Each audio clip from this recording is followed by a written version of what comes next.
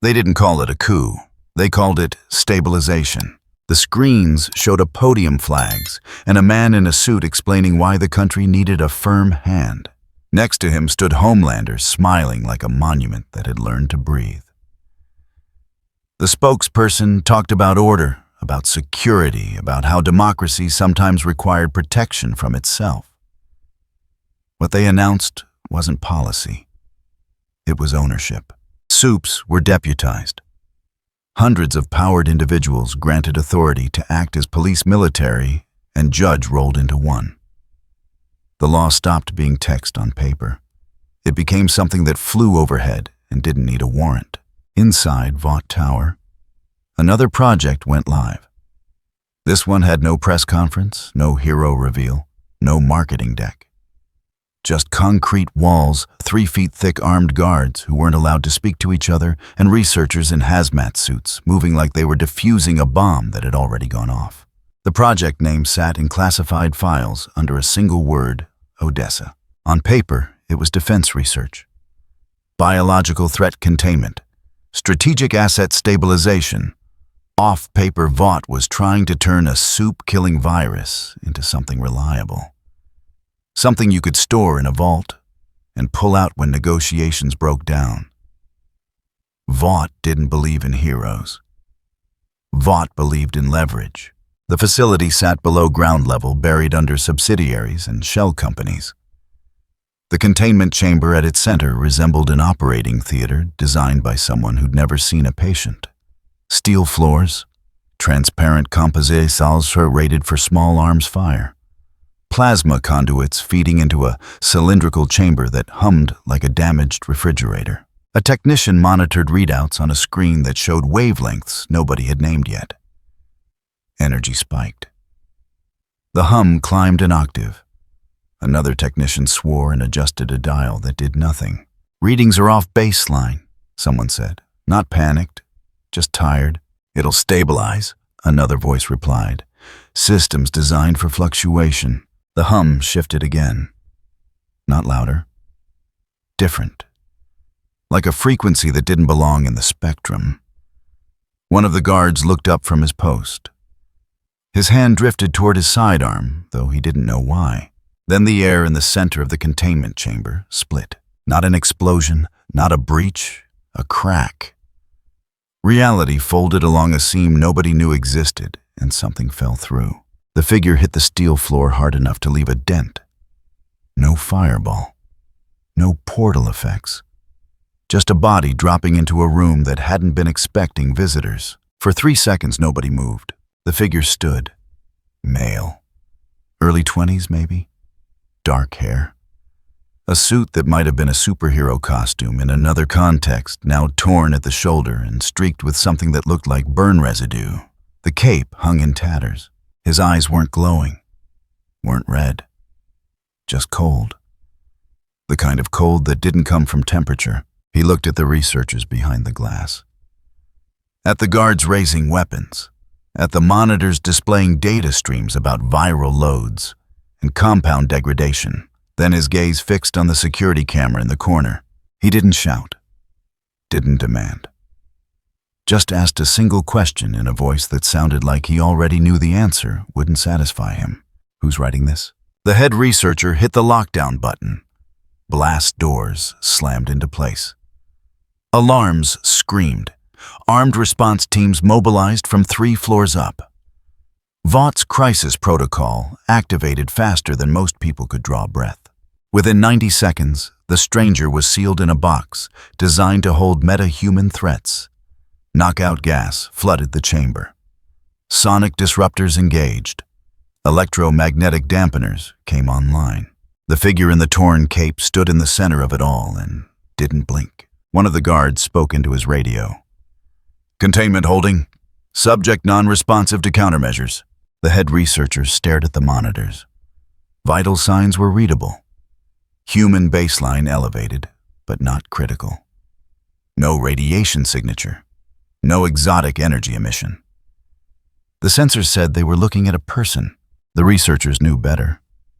They'd worked for Vought long enough to recognize when the data was lying. A woman in a black suit arrived within 4 minutes. She didn't run, didn't look concerned. Just walked into the observation room like she'd been expecting the call. Her ID badge read Strategic Communications. But everyone knew Sister Sage didn't work in PR. She studied the figure on the monitor. Watched him stand motionless in a cloud of gas that should have dropped a horse. His head turned slightly, tracking the camera's angle. "What do we know?" Sage asked. "Breach originated inside the Odessa chamber," the head researcher said. "No external penetration, no forced entry. He just appeared." "Appeared?" "Yes." Sage's expression didn't change. "Readings, human adjacent. Biometrics consistent with enhanced physiology. Strength and durability in the meta-human range, but we can't get precise measurements while he's non-compliant." "Has he attacked anyone?" "No." "Has he attempted to leave?" "No." Sage leaned closer to the monitor. The figure's eyes tracked the camera again. Not nervous? Not scanning for exodus? Just watching. Like he was waiting for something specific. "Cut the gas," Sage said. "MAM protocol requires..." "Cut it." The gas vents closed. The chamber cleared. The figure remained standing in the exact same position, arms loose at his sides. Sage picked up the intercom mic. "Can you hear me?" The figure's gaze shifted to the speaker grill in the ceiling. "Yes." One word. "Flat." No accent she could place. "You're in a secure VOT facility," Sage said. "You came through an experimental energy matrix. We need to establish your identity and intent." The figure tilted his head slightly. "You need..." "That's correct." "What I need," the figure said, "is the person in charge of the script." Sage set the mic down, turned to the head researcher. "He's meta-aware, possibly delusional, possibly something else. Should we escalate to Homelander?" "Not yet." Sage studied the monitors again. The figure hadn't moved, hadn't tested the walls, hadn't done anything except stand and wait. He's not trying to escape. That means he wants something from us. "What?" Sage didn't answer immediately. She watched the figure on the screen, watched the way he looked at the cameras. Not with fear or anger, with contempt. The kind reserved for people who thought they were in control. "He wants an audience," Sage said finally. "And if we don't give him one on our terms, he'll take one on his." Across town, morning broadcasts played on every screen. Homelander stood beside military brass and cabinet officials. The deputization program was being framed as a success. Approval ratings among certain demographics were climbing. Protests were being contained. The narrative was holding. In a basement 3 miles from Times Square, Billy Butcher watched the same broadcast on a laptop held together with duct tape. He didn't look surprised, didn't look angry. Just watched Homelander's smile and calculated how long it would take before the smile stopped being enough. Huey sat beside him, staring at a different screen. Social media feeds. Hashtags trending in opposite directions. Half the country terrified, half celebrating. All of it amplified by algorithms designed to maximize engagement, not truth. "They're winning," Huey said. Butcher didn't look away from Homelander's face. "They always do. Until they don't." "When's that?" "When something they can't control walks in." Huey glanced at him. "You got something in mind?" Butcher closed the laptop. "Not yet. But this city's built on fault lines. Something's gonna crack." He was right. 3 floors below Vought Tower, in a containment cell designed to hold the impossible, a man in a torn cape stared at a camera and waited for someone to realize they'd just picked up a bomb that didn't tick. The guards rotated shifts. Researchers logged data. Sage compiled a briefing.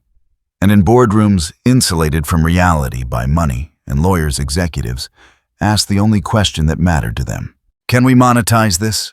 The stranger in the cell heard none of it. Didn't need to.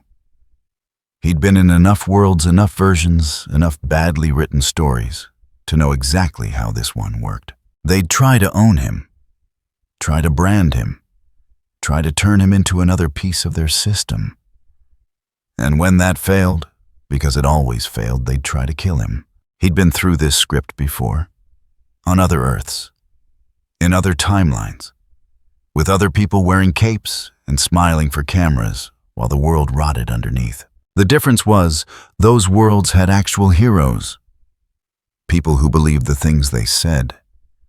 This world had products, mascots, corporate assets with powers. He could work with that. In the observation room, Sage made her decision. "Prep him for a debut," she said. The head researcher blinked. "Ma'am, if he wants an audience, we'll give him one. Controlled environment, managed messaging. We introduce him as an asset before he introduces himself as a threat. That's extremely risky. Everything is." Sage headed for the door. "Get me a team. Marketing, legal, and someone from wardrobe who can make him look less like he crawled out of a dimensional tear. And if he doesn't cooperate..." Sage paused at the threshold, looked back at the monitor. The figure stood motionless, patient, waiting. "He will," Sage said, "because he wants the same thing we do." "What's that?" "Control of the narrative." She left.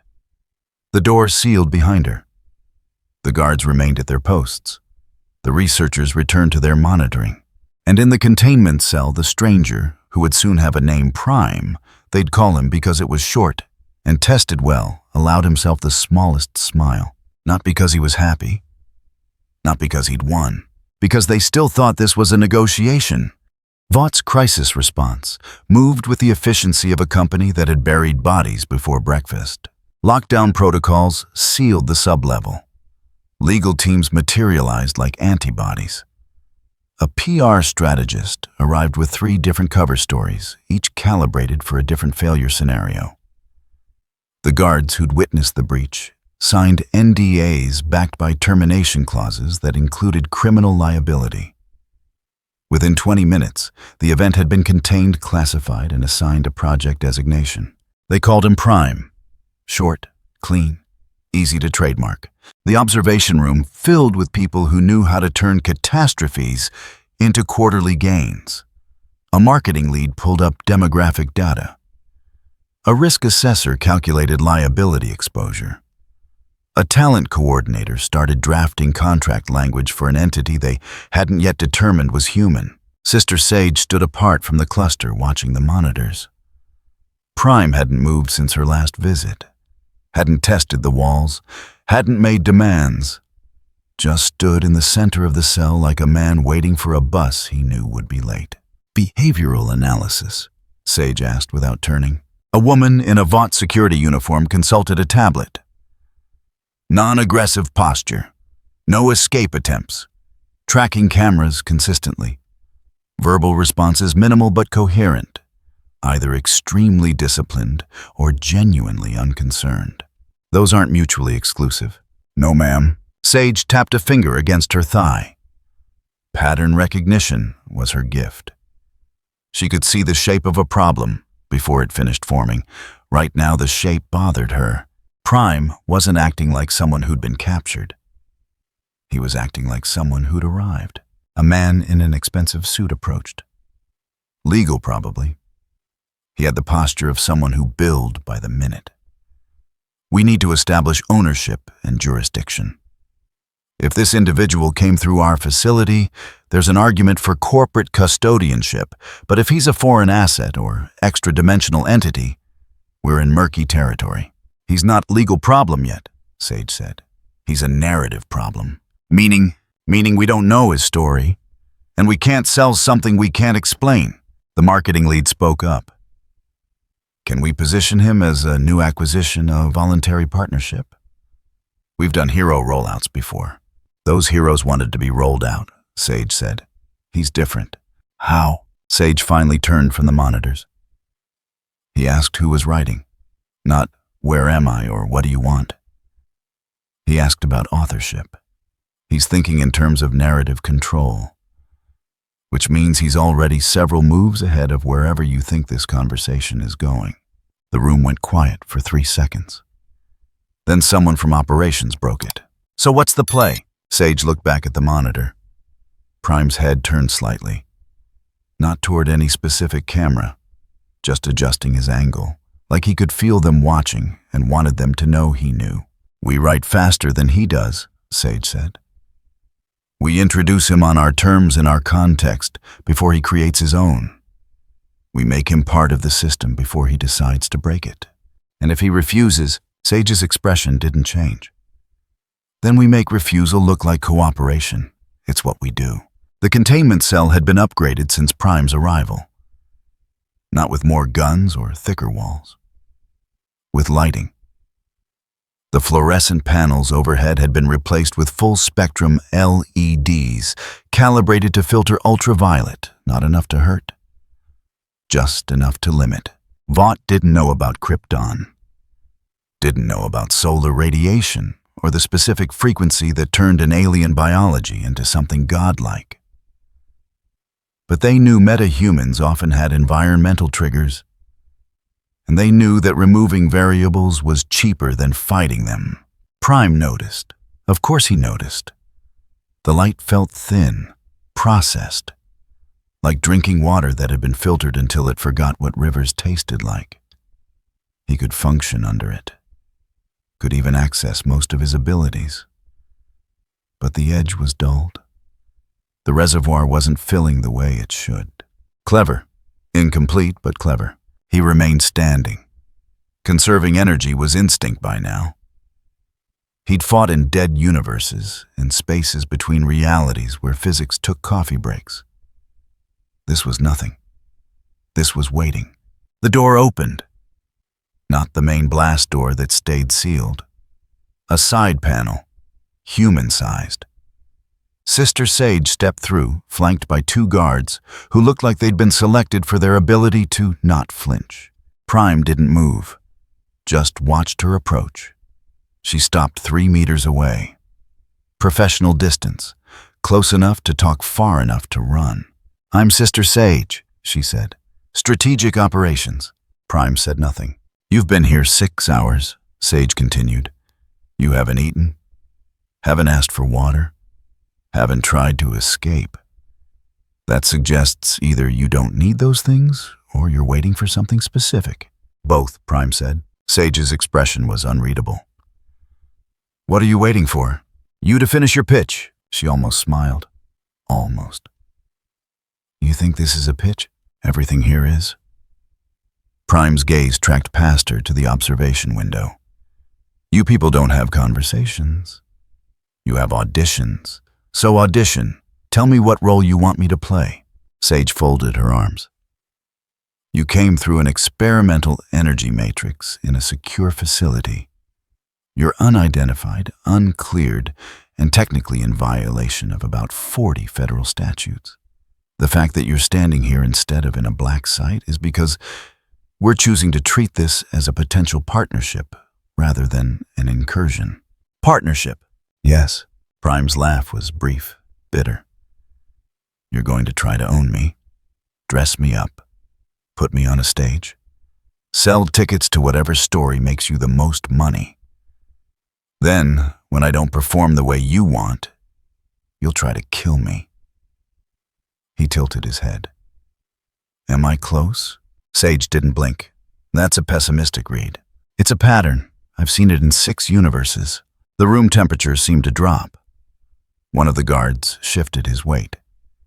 Sage raised a hand slightly stand down and kept her focus on Prime. 6 universes, she repeated. "You're claiming multiversal travel. I'm not claiming anything. I'm telling you what you're going to waste 3 weeks trying to prove." Prime took a single step forward. The guards tensed. Sage didn't move.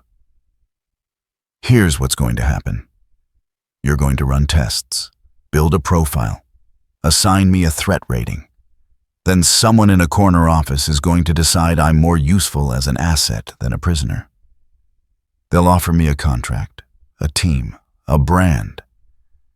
And when I say no, they'll activate whatever fail-safe they've been building in the walls while we talk." Sage's jaw tightened, just slightly, just enough. Prime smiled, not warm, not kind. "See, you're already thinking about the fail-safe. You're very certain of yourself. I've read this script before. You people are predictable. Vought, LexCorp, Cadmus, Wayne Enterprises in the bad timeline. Same structure, same greed, same ending. And what ending is that? Prime's smile faded. The one where I stopped letting other people write it. Sage studied him for 5 full seconds. Then she turned to the guards. Leave us. Ma'am? Out. They hesitated, then obeyed. The door sealed behind them. Sage and Prime stood alone in a room designed to contain things that shouldn't exist. Sage spoke quietly. You're right about some of it. We're a corporation. We commodify power. We'd absolutely try to monetize you if we thought we could. But you're wrong about one thing. What's that? I don't care about owning you. I care about knowing what happens next. She took a step closer. You're not scared, not posturing, not trying to negotiate. You're waiting, which means you have a plan. And I need to know if that plan ends with this building intact. Prime held her gaze. That depends. On how quickly you put me on camera. Sage's eyes narrowed. You want media exposure. I want an audience. You're going to give me one anyway. Question is whether you control the context, or I do. Why would you want that? Prime's expression hardened. Because this lie keeps getting reruns. He leaned forward slightly. You've got gods in capes selling breakfast cereal. Heroes who script their own rescues. And everyone pretends it's real because the alternative is too heavy to carry. I'm going to break the camera. You can either point it at me while I do, or I'll find one myself. Sage processed this, ran scenarios, calculated outcomes, came to a conclusion she didn't like but couldn't avoid. You're going to expose Vought. I'm going to expose everything. Why? Prime didn't answer immediately, just looked at her like the question was irrelevant. Because I can. Sage took a breath, let it out slow. If I agree to a controlled debut interview, media presence, full coverage, what do I get? 3 days.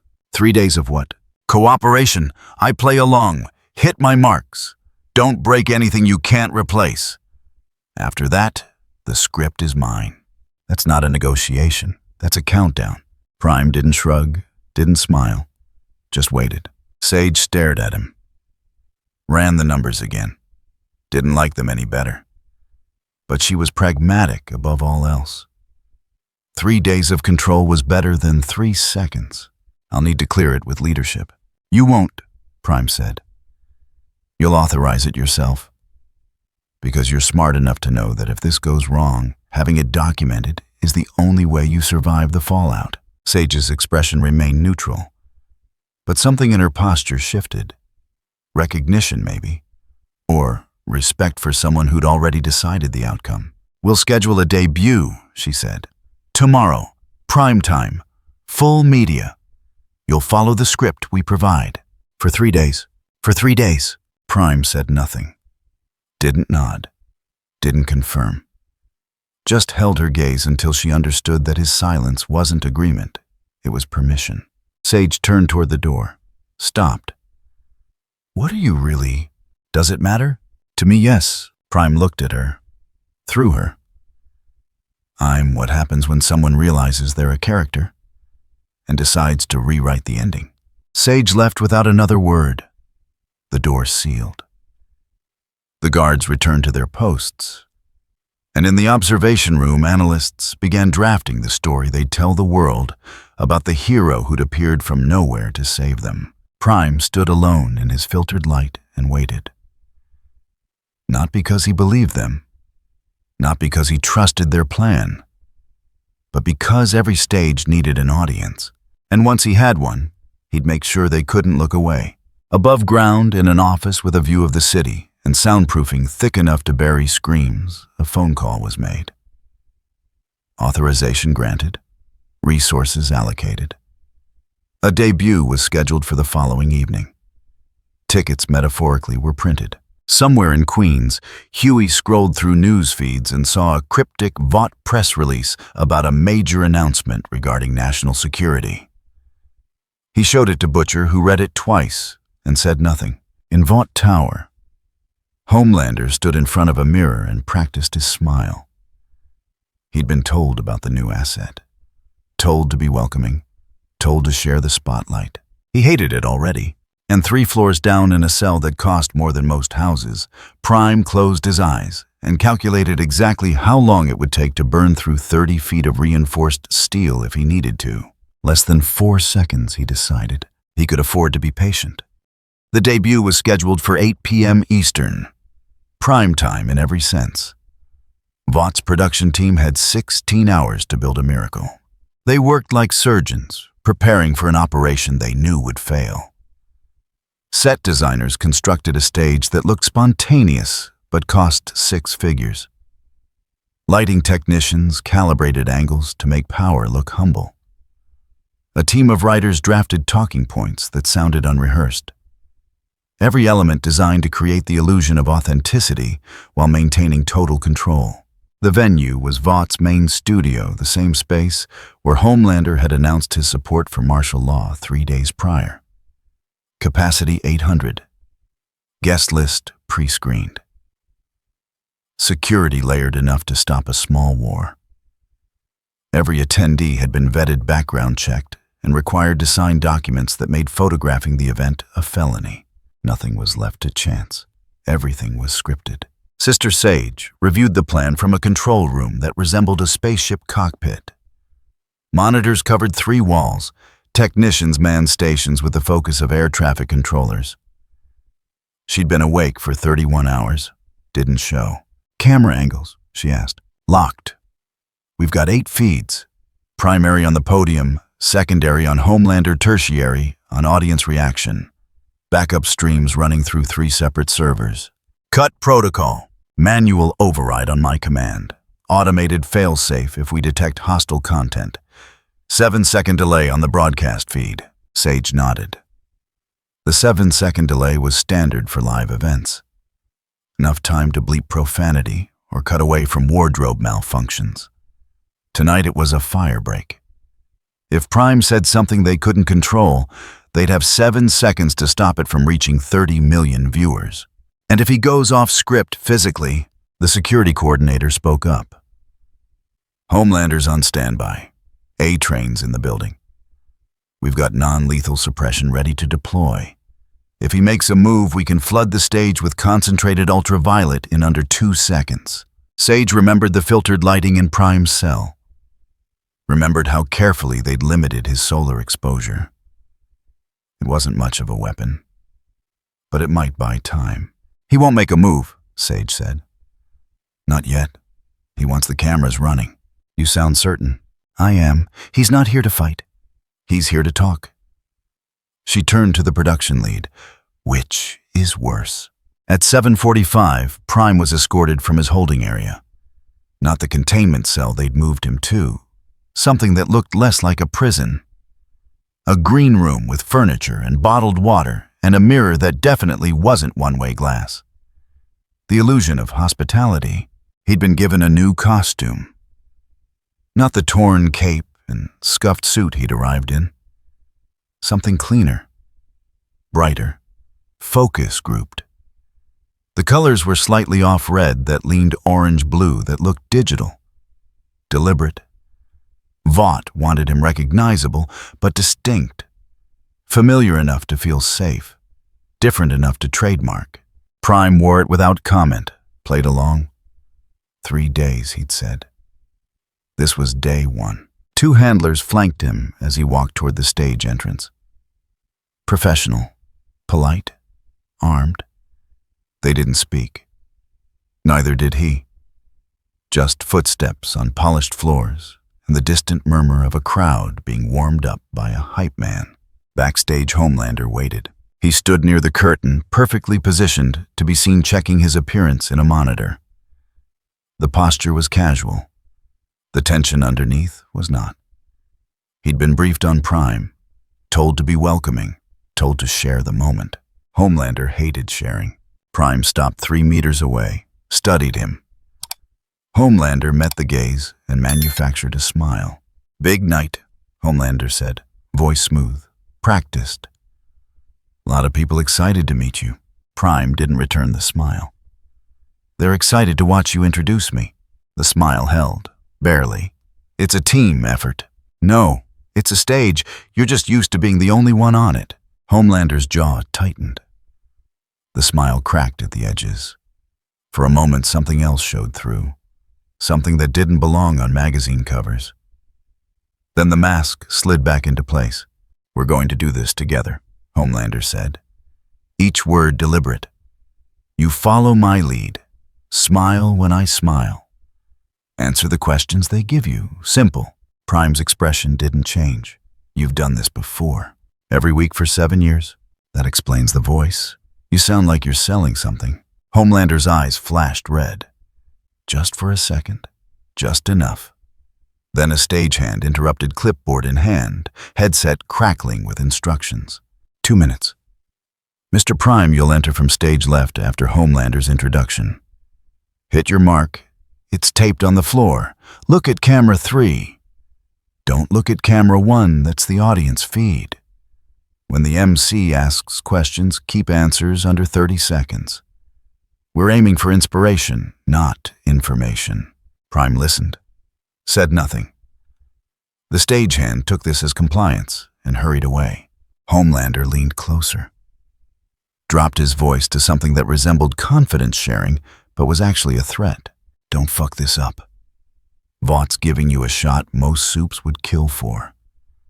Play nice and you've got a future. Play stupid and you'll wish you'd stayed in whatever hole you crawled out of. Prime turned to face him fully. Met those blue eyes that had stared down presidents and terrorists and anyone who'd ever questioned his authority. I didn't crawl, Prime said quietly. I fell. There's a difference. The music started. Orchestral, swelling, the kind that accompanied movie trailers about salvation. Lights dimmed in the venue. Spotlights activated. The MCA man, whose entire career was built on sounding trustworthy, stepped onto the stage to applause that felt required. Homelander straightened, adjusted his cape, became the performance. Showtime, he said, and walked through the curtain to a roar of approval. Prime watched him go. Listened to the introduction. The words hero and hope and new era floated through the PA system like promises no one intended to keep. Homelander's voice joined in amplified confidence selling the narrative. Then Prime's cue. He walked onto the stage, hit his mark. 8 cameras swiveled to capture him from angles designed to make him look both powerful and approachable. The audience pre-screened, vetted, carefully seated, began to applaud. Not because they knew who he was, because they'd been told to. Homelander stood beside him. That smile, that hand-on-shoulder gesture that photographs called camaraderie and Prime recognized as ownership. The MC launched into a prepared biography. Words like mysterious origins and incredible abilities, and dedicated to protecting America, none of it true. All of it marketable. Prime let it happen. Stood still. Let the cameras look at him. Let the audience see what Vought wanted them to see. Then the MC made a mistake. Asked a question that wasn't on the script. Prime, what made you decide to join Vought and work alongside Homelander? It was supposed to be softballed. Easy. The kind of question that gets answered with humble gratitude and patriotic sentiment. Prime knew this. Sage knew this. Everyone in the control room tensed anyway. Prime looked at the MC, then at the camera. Not camera 3, camera 1. The audience feed. I didn't decide, Prime said. I arrived. The MC laughed, nervous. Well, we're certainly glad you did. Can you tell us where you came from? Somewhere you only exist on paper. The laughter stopped. The audience went quiet. Homelander's hand tightened on Prime's shoulder, too hard to be friendly anymore. A warning. Prime didn't acknowledge it, just kept talking. You think this is real? The costumes, the speeches, the idea that people with power are on your side. He gestured vaguely at the stage, at Homelander, at everything. It's a show. You're watching actors. They're not here to save you. They're here to make you feel saved. In the control room, Sage spoke into her headset. One word. Cut! The director hit the switch. Screens went black. But only for the broadcast feed. Inside the venue, nothing changed. 800 people still saw Prime, still heard him, and he wasn't done. You've been lied to so long, you've forgotten what truth looks like. They built a god. He glanced at Homelander. And now you worship him, because the alternative, admitting you're alone, is too frightening. Homelander moved, fast, not attacking, just repositioning, putting himself between Prime and the cameras. That smile back in place. Damage control. Prime's had a long journey, Homelander said, voice loud, commanding the space. Adjusting to a new reality. We're all a little disoriented after. I came from a world where you're fiction, Prime said. Louder now, not shouting, just refusing to be talked over. Stories written for children. And I've been through 6 versions of this universe. All of them had heroes who lied. But at least they believed their own lies. The MC tried to regain control. Perhaps we should... You don't even believe yours. Prime looked directly at Homelander. At the mask. At the man underneath who'd spent his entire existence performing strength because actual strength would require admitting weakness. You're not Superman. You're a product that learned to smile. Homelander's eyes went red. Not a flash. Full crimson, heat vision charging. The smile finally completely died, and Prime smiled for the first time that night. Not with joy, with recognition. There it is, Prime said. Show them what you really are. In the control room, Sage watched her carefully constructed narrative disintegrate in real time. The broadcast feed was dead. But the venue had phones, live streams, social media accounts that didn't answer to VOD. Already shaky vertical videos were uploading, clips spreading. The 7-second delay useless against 800 witnesses. Bring up the backup streams, Sage ordered. All of them. Ma'am, we cut. Bring them up. The technician obeyed. Screens flickered. Backup feeds went live. Satellite uplinks activated. Online streams restarted. VOD had built redundancy into everything. Multiple pathways. Fail-safes for the fail-safes, which was when Prime moved. Not toward Homelander, not toward the audience, toward the cameras themselves. He didn't run, just walked. Purposeful, calm. Security moved to intercept. Prime didn't acknowledge them, didn't break stride.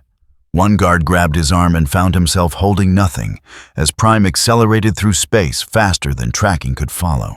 He appeared in front of camera 1, looked directly into the lens. You built a system that runs on cameras, so I'll use them. Then he was gone. Not off stage. Gone. The kind of speed that left after images on retinas and made physics cry. In the server room, 3 floors down, a door that had been sealed with biometric locks and armed guards bent inward. Tore free. Prime stepped through the gap like walking through curtains. A technician looked up from his station, opened his mouth to shout. Prime was already at the main console. He didn't hack. Didn't need to. Just placed one hand on the primary server stack and closed his eyes. In the control room, every screen began to glitch. Not black. Not static. Glitch. Like reality was loading and couldn't find the right texture.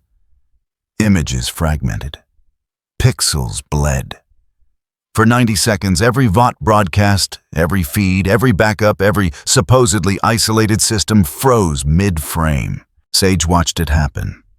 Watched her contingencies fail. Watched something she didn't have a protocol for. What is he doing? Someone asked. Sage didn't answer. Because she knew. Prime wasn't breaking the equipment. He was breaking something smaller, more fundamental. He was breaking the story.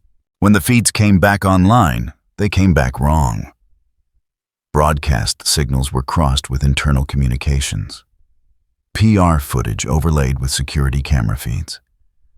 Carefully edited press releases appeared side by side, with raw clips of the same events unfiltered, unspun, exactly as they'd happened before Vaught's editing team made them palatable. The lobby shooting from 2 years ago. The one where Homelander had been called to negotiate with a hostage-taker. The version America had seen showed a hero talking down a gunman. The version now playing simultaneously showed Homelander letting the man shoot a hostage because it would play better on camera. Compound V shipments to overseas black sites. Financial records of payments to silence victims. Meeting notes where executives debated whether certain deaths were acceptable PR risks. Everything Vought had buried not deeply because they never thought they'd need to surfacing like bodies in floodwater. 90 seconds of complete exposure. Then the feeds died entirely. Not cut, not controlled, just dead. Every Vought system crashed simultaneously. Backup generators kicked in, emergency protocols activated. Nothing helped. The infrastructure that had taken decades to build shut down like someone had pulled a single wire. In the venue, people were already running. Not because of violence, because they'd seen.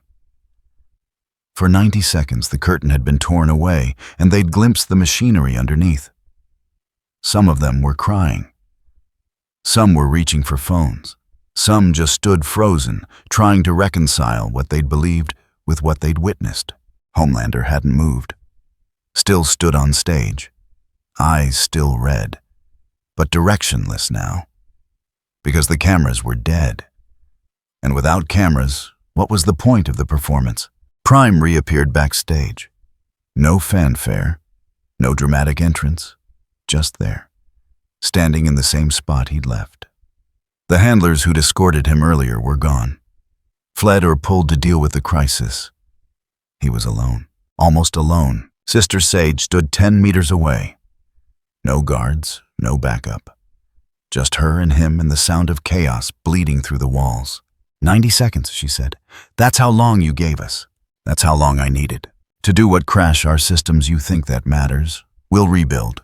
We always rebuild. Prime shook his head. I didn't crash your systems. I crashed your story. The footage is already out there. Being saved, copied, shared. You can't edit it fast enough. Can't spin it fast enough. For once, people saw what you actually are. Sage's expression remained neutral. But her hands at her sides were trembling. Barely. Just enough. You just killed Vought. No, Prime said. I just let it die on camera. He walked past her. Not toward the exit.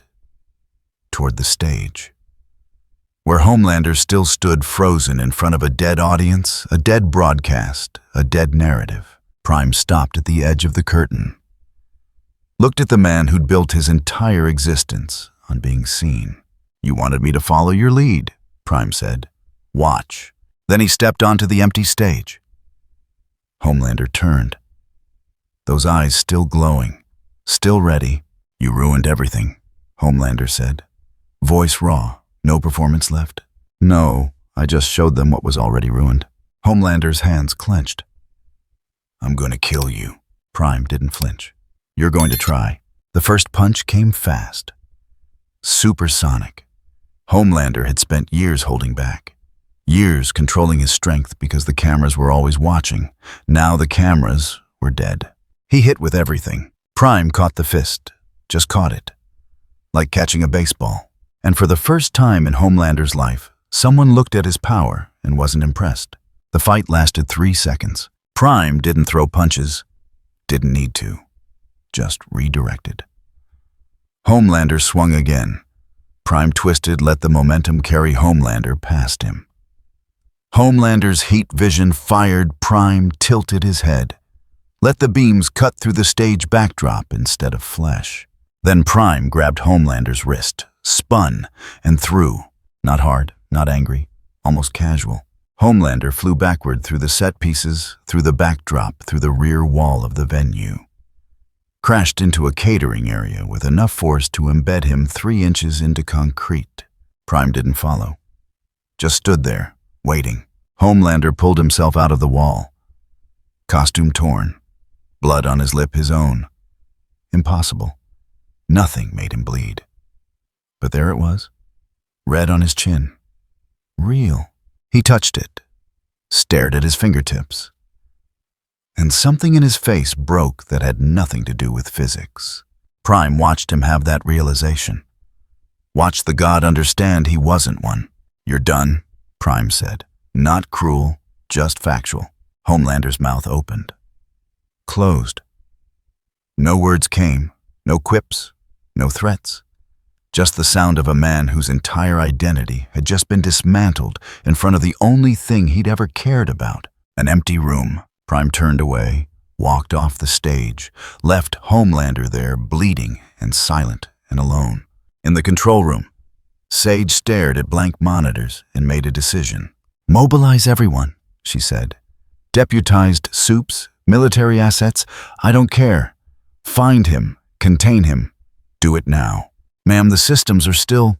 "Then use phones, use radios, use runners if you have to. Get everyone we have and point them at Prime." The room moved. Orders issued. Calls made.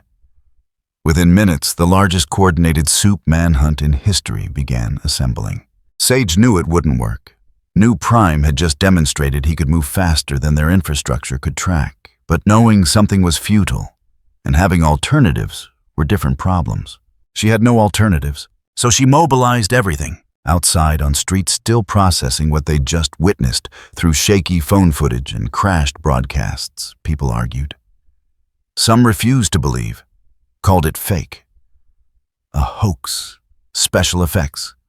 Others knew better, could see the seams now, could feel the shape of the lie they'd been living inside. 3 miles away in a basement that smelled like mildew and old coffee, Billy Butcher watched a live stream on his phone. Watched it freeze. Watched it die. Watched the fragments that remained spread across every platform that wasn't controlled by Vought. Huey stood behind him pale. Did that just happen? Butcher replayed the clip. The part where Prime had looked directly into the camera and said the thing everyone already knew but had been too afraid to speak. "Yeah," Butcher said. "That happened. What do we do?" Butcher closed the laptop. Stood. Started gathering gear from a duffel bag that had seen better days. "We do what we always do. Wait for the powerful to eat each other. Then pick through what's left. And Prime," Butcher stopped, considered. "Prime's not our problem, yet. He just crashed Vought." "Exactly. Which means they're about to throw everything at him. And when that's done, maybe there'll be nothing left to fight." Huey looked at the dark screen, at the frozen image of Prime's face. Or maybe he wins. Butcher didn't answer. Because that possibility that someone could actually walk into Vought's house, break their toys, and walk out alive was too dangerous to hope for. He'd been disappointed too many times, but he put an extra magazine in his jacket anyway, just in case. The news cycle moved faster than Vought's damage control. Within 20 minutes of the broadcast collapse, every major outlet had something. Most had fragments, phone footage, partial clips, eyewitness accounts that contradicted each other just enough to muddy the water. A few had more. The full 90 seconds. Unedited, raw. Vought's PR machine tried the usual plays. Called it a technical malfunction. A sophisticated hack. Foreign interference. The statements landed like sandbags against a flood. Too late. Too thin. Nobody was buying. But some people were selling. Alternative networks. The ones that had spent years being called conspiracy theorists suddenly had receipts. They'd been saying Vought was corrupt. That soups were dangerous. That the whole system was theater. Now they had footage. Proof. The kind that couldn't be dismissed as doctored because it had come from Vought's own servers. Other outlets tried to bury it, ran counter-programming. Interviewed experts who assured viewers that out-of-context clips didn't tell the full story. That nuance mattered. That we shouldn't rush to judgment. The viewers rushed anyway. Social media fragmented into tribes. Some demanded accountability, congressional investigations, criminal charges. Others doubled down on denial, called the leaks propaganda, swore allegiance to Homelander louder, as if volume could drown out doubt. The middle ground, the space where people could admit they'd been lied to without picking a side, disappeared under the noise. America wasn't having a conversation. It was having a civil war fought with hashtags and think pieces. And in a conference room sealed behind enough security to host nuclear secrets, Vaught's executive board tried to decide whether they still had a company. Sister Sage sat at the far end of the table. She'd been awake for 41 hours. Still didn't show. Around her, people who'd spent careers turning disasters into opportunities were learning the difference between a crisis and a collapse. Stocks down 38%, someone said. Trading halted twice. The SEC's opening an inquiry. We've got senators calling for emergency hearings, congressional subpoenas incoming, Justice Department making noise about RICO charges, overseas contracts suspended, 3 governments demanding explanations, 2 threatening to revoke operating licenses. The CEO, a man whose face had been on magazine covers under headlines about innovation and leadership, looked at Sage. Fix this. Sage didn't blink. You're asking me to repair a narrative that was just exposed as fiction. I'm good. I'm not a miracle worker. Then what do you suggest? Containment. Full pivot. We stop defending the old story and write a new one. Which is, Sage pulled up a tablet. Began typing. We confirm everything. Admit to systemic failures. Position it as past management's mistakes. Announce a complete restructuring. New leadership. New oversight. New commitment to transparency.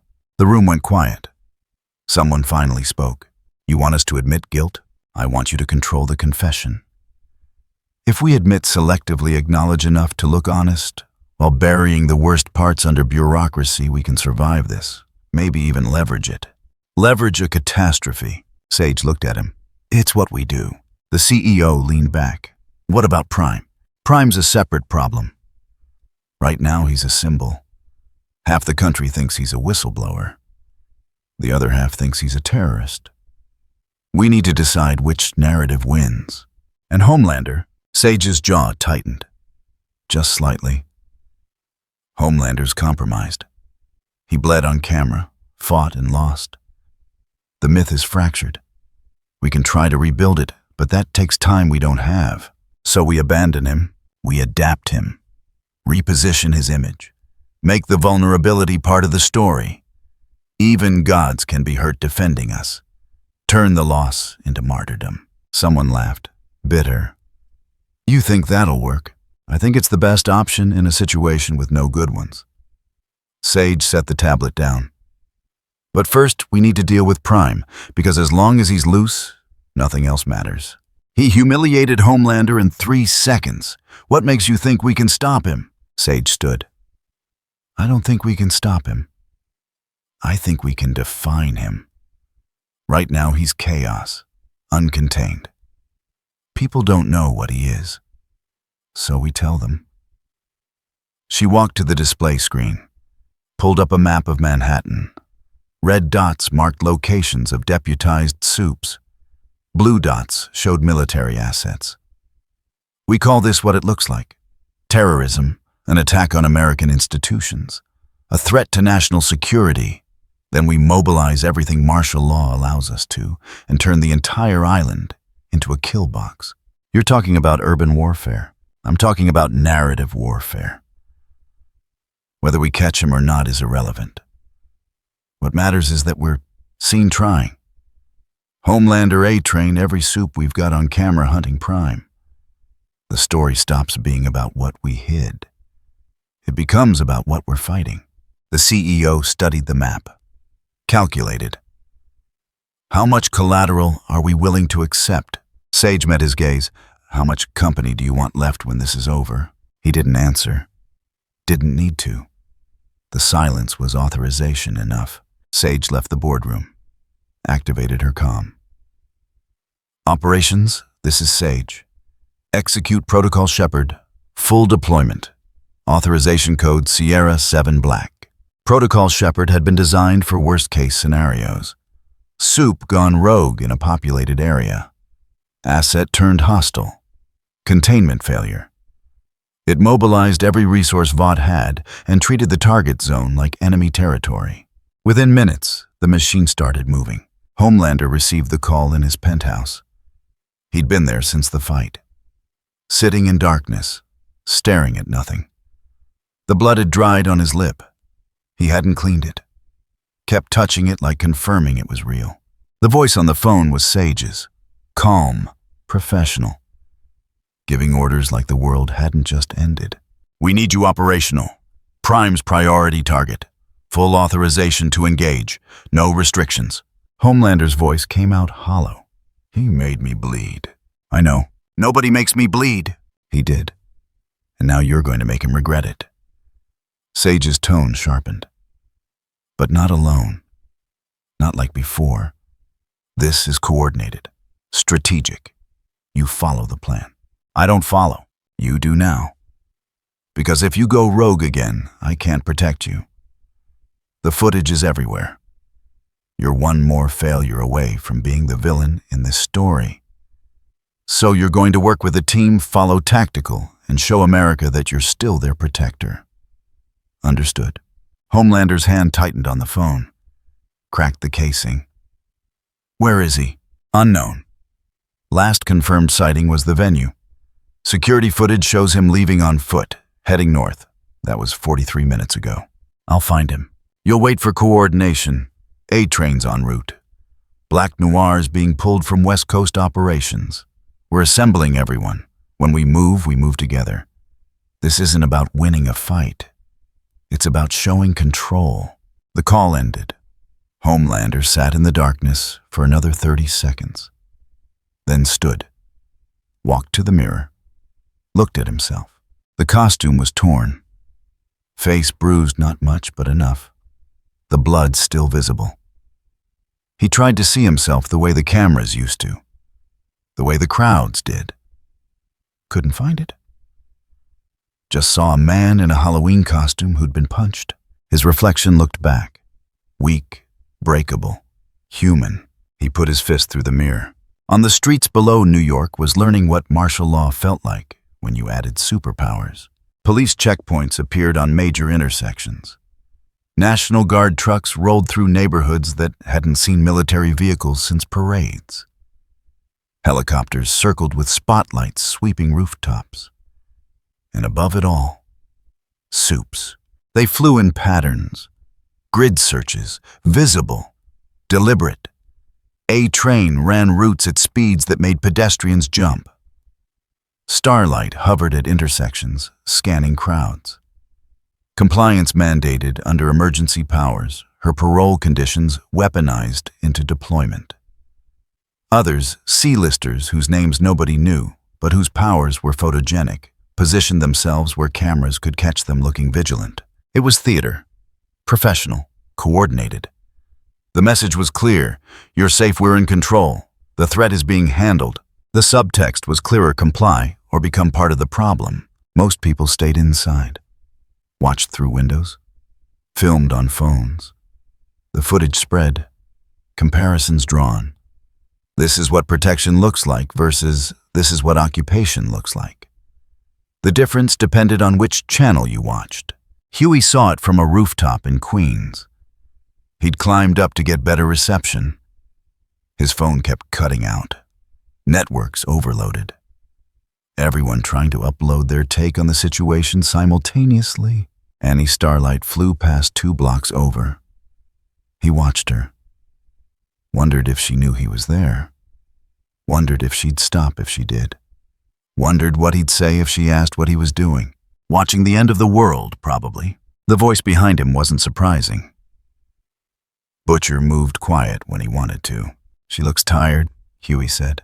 Butcher joined him at the ledge. Lit a cigarette. She's been up there for 3 hours. Sage has got her doing patterns. Visible patrol. Makes good TV. You think she knows about Prime? Everyone knows about Prime. Question is what they think they know.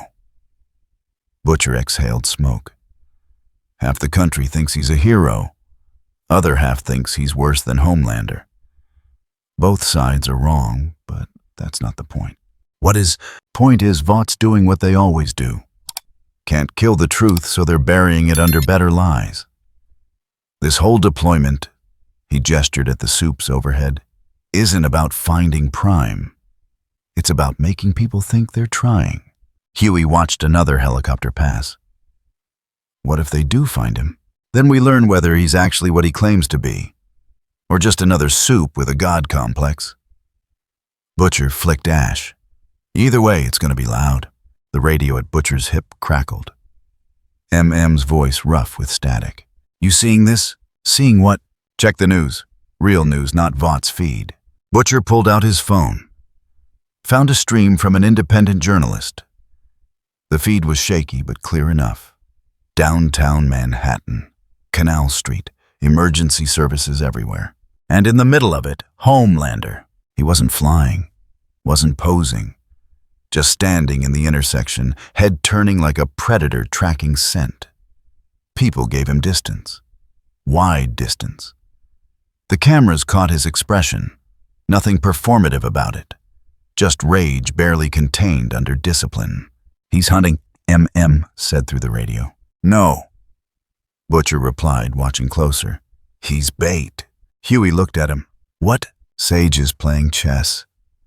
Prime humiliated Homelander. So she puts Homelander out in the open, makes him visible, vulnerable. If Prime wants another shot, he's got to come to them. And when he does... Butcher pointed at the screen. Other soups visible in the background. Positioned on rooftops, side streets. Ambush.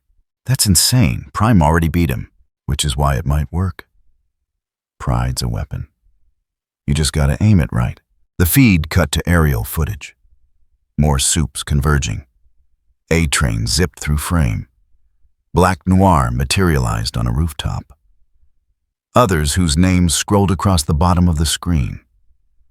The largest coordinated soup operation in history, assembling in real time.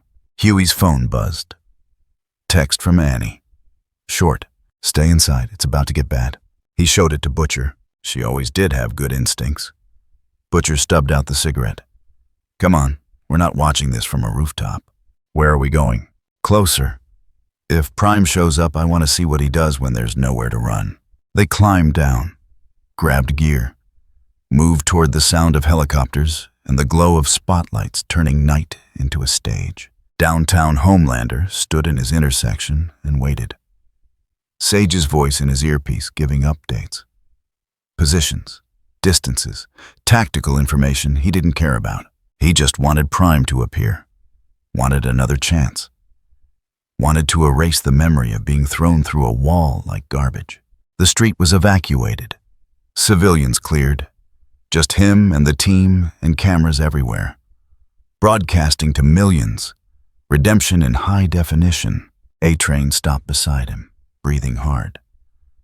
No sign. I've covered 12 square miles. Nothing. Homelander didn't acknowledge him. Just kept scanning. Listening. Prime had to be here. Had to come. Because that's what people like Prime did. They couldn't resist. They needed the confrontation. The spotlight. Minutes passed. 10. 15. The longer Prime didn't show, the more Homelander felt the weight of cameras watching him stand in an empty street. Then Sage's voice sharp in his ear. Movement, east side, rooftop level. Homelander's head snapped toward the direction. 50 soups did the same. Every power active, every sense heightened. Prime stepped into view on a water tower 4 blocks away. Casual, unhurried. Like he'd been there the whole time watching them scramble. Homelander launched into the air. Pure acceleration, rage, and velocity combined. The entire team followed. Converging from all angles. Perfect coordination. Prime didn't move, just watched them come. Homelander hit him first. Full speed. Both fists. The impact cracked the water tower's foundation. Prime caught both fists. Again, like last time. Like it was easy. "You're still performing," Prime said. What happened next wasn't a fight. It was a dismantling, systematic, public. 40 seconds of coordinated assault meeting, immovable object. A-train at supersonic caught mid-run thrown. Black Noir's train strikes, redirected shoulder dislocated.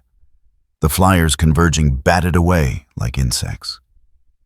The strong ones charging overpowered. The tactical ones coordinating outsped. Not brutal, just thorough. Each soup neutralized with exactly enough force to end their participation and broadcast their failure. Homelander pulled himself from rubble 3 blocks away. Costume shredded, face bleeding. He roared and launched again, faster, angrier, everything he had left. Prime caught him by the throat, lifted him. 3 seconds of absolute dominance, long enough for every camera to capture it, long enough for Homelander to understand what was happening, long enough for the world to see their god dangling. "You're not Superman," Prime said quietly. "You're just addicted to applause." He didn't punch, didn't need to, just opened his hand. Homelander dropped, landed hard, didn't get up. Could have. Physically capable. But something in him broke that wasn't bone or tissue. Prime looked down at him, then at the cameras, at the witnesses, at the millions watching through phones and broadcasts. "This was your alpha moment," Prime said, voice carrying, deliberate. "Your chance to prove the performance was real. It wasn't." He let that settle. Let the silence speak. "Now you get to choose. Confess what you are, all of you. No scripts, no handlers, no vaught." His gaze swept across the remaining soups, the ones still conscious, still watching. "Or I keep tearing down your stages until there's nothing left to hide behind." The realization that this wasn't a fight, it was a declaration. Prime looked at the remaining soups, some circling, some hesitating, some pulling back wounded teammates. He'd said what he came to say, made his demand clear. The clock was ticking now. That's when Sage made her play. The suppression grid activated. Every rooftop, every truck. Focused arrays flooding the area with modified spectrum lighting, Vaught's best guess at what might weaken metahuman physiology. Solar denial technology. Experimental. Untested on anything like Prime. Prime felt it. Like breathing through a filter. The edge dulling slightly. Reserves draining a fraction faster. Not a weapon. Just an irritant. "Smart guess," he said to no one. Then louder. "Still wrong." He looked up. Directly at the nearest news helicopter. At the camera inside. "Remember this," he said. "When they tell you they're protecting you, when they promise safety, remember how easily they fell. Remember that I gave them a choice." Then he jumped. Not flew. Jumped. Straight up. Fast enough that tracking lost him. High enough that the lights couldn't reach. He vanished into darkness above the skyline. The soups on the ground looked up. Looked at each other. Looked at Homelander still lying in rubble. And slowly they began to realize what Prime had just done. He hadn't fled, hadn't retreated. He'd delivered an ultimatum. And left them time to decide whether to answer it. In the control center, Sage watched the feeds go silent. Watched her carefully planned ambush disintegrate. Watched Homelander pull himself upright on cameras that broadcast his failure to 60 million viewers. She picked up the phone. Called the CEO. It didn't work. "I can see that. Prime's not following any tactical model we have. He's not trying to escape. He's making points." Then change the point. The CEO's voice was flat. Exhausted. "Declare him an enemy combatant. Offer bounties. Turn this into a manhunt. Make it so every soup, every merc, every desperate idiot with powers thinks he's a payday. That'll create chaos. We're already in chaos. At least this way we control who benefits from it." The call ended. Sage sat alone in her chair. stared at screens showing wreckage and failure. She'd spent her entire career writing narratives, controlling stories, making disasters into opportunities. For the first time in years, she didn't know what to write next.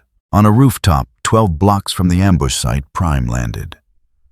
Looked at the city, at the lights, at the people hiding in their homes, watching everything fall apart on television. He wasn't tired, barely winded. The UV lights had been annoying, nothing more. He could do this for days. Could dismantle every soup they sent. Could break Vought piece by piece until nothing remained but rubble and bad memories.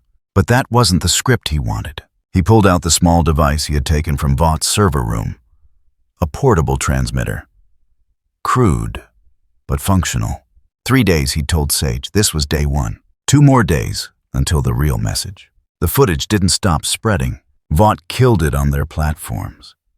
Issued takedowns, threatened lawsuits, bought silence where they could. But the internet had learned long ago how to root around censorship. Clips migrated to smaller sites, foreign servers, encrypted channels. By morning, the video of Homelander dangling from Prime's grip had been downloaded 80 million times. The narrative war wasn't going well. Half the country saw a tyrant exposed. The other half saw their protector humiliated by a foreign threat. Both sides agreed on one thing: the system was broken. They just couldn't agree on which parts to burn down first. In Vought Tower, Sister Sage hadn't slept in 56 hours. Stimulants kept her functional. Discipline kept her focused. But even she was starting to see the edges of the problem more clearly than the solution.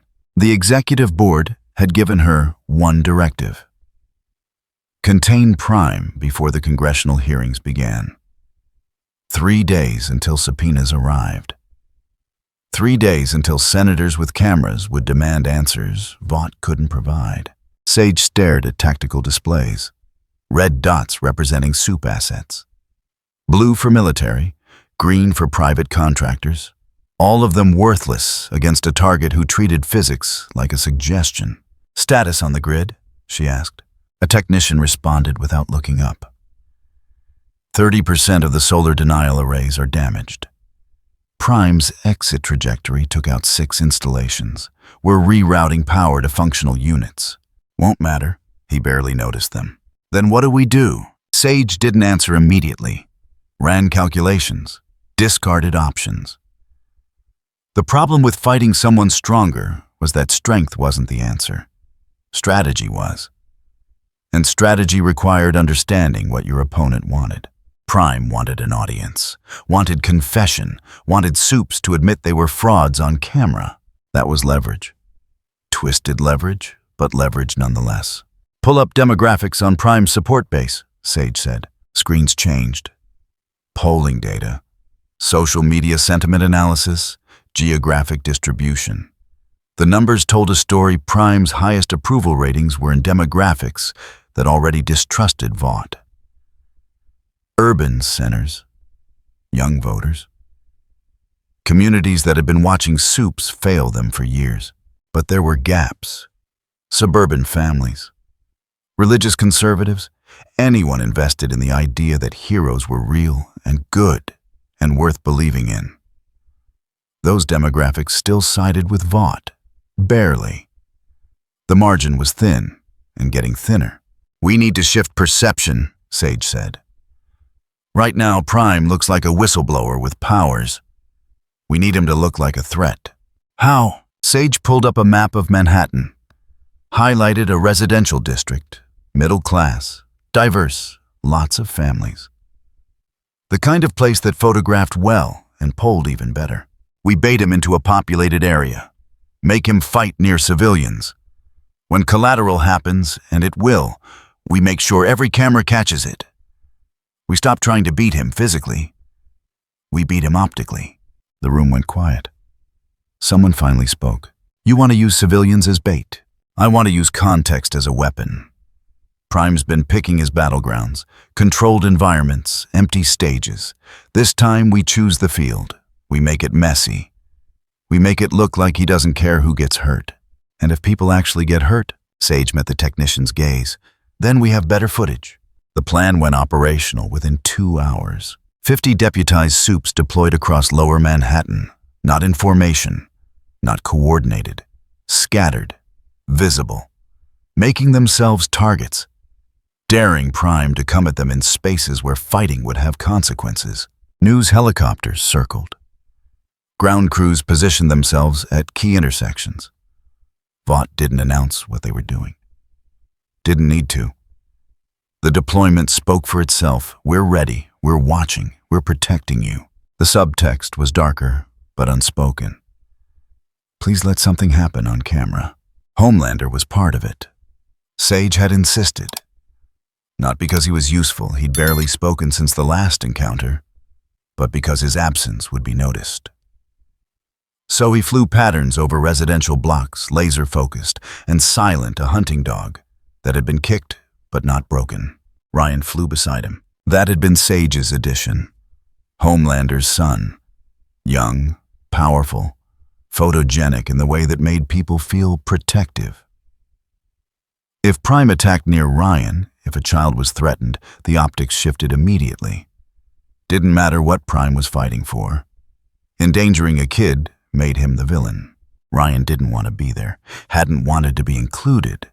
But Homelander had insisted with a kind of intensity that didn't leave room for disagreement.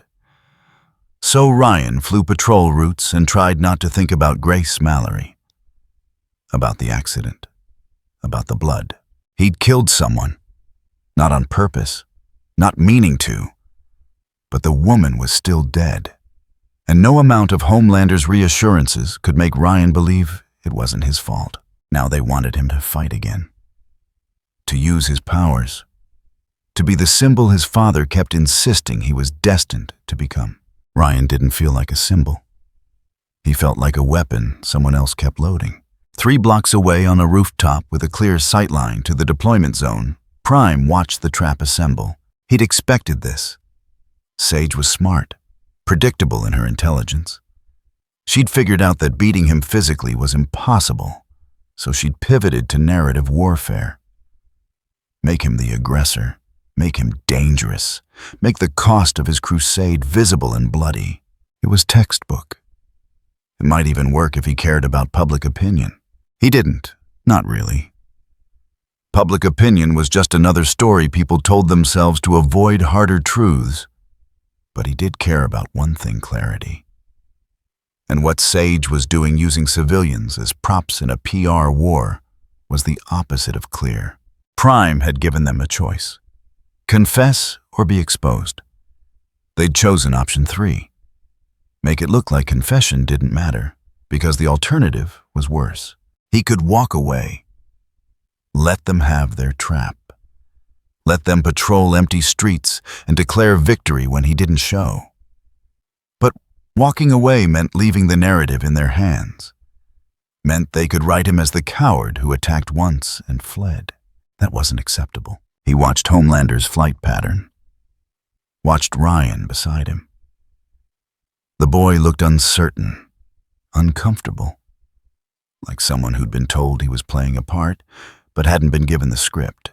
Prime recognized that look, had worn it himself once, before he'd learned that being a character meant you could rewrite your lines. Below on the streets, people were being evacuated. Not officially, not with sirens or announcements, just encouraged to leave. Stores closing early, parents collecting kids from playgrounds, a slow, quiet clearing disguised as caution. But not everyone left.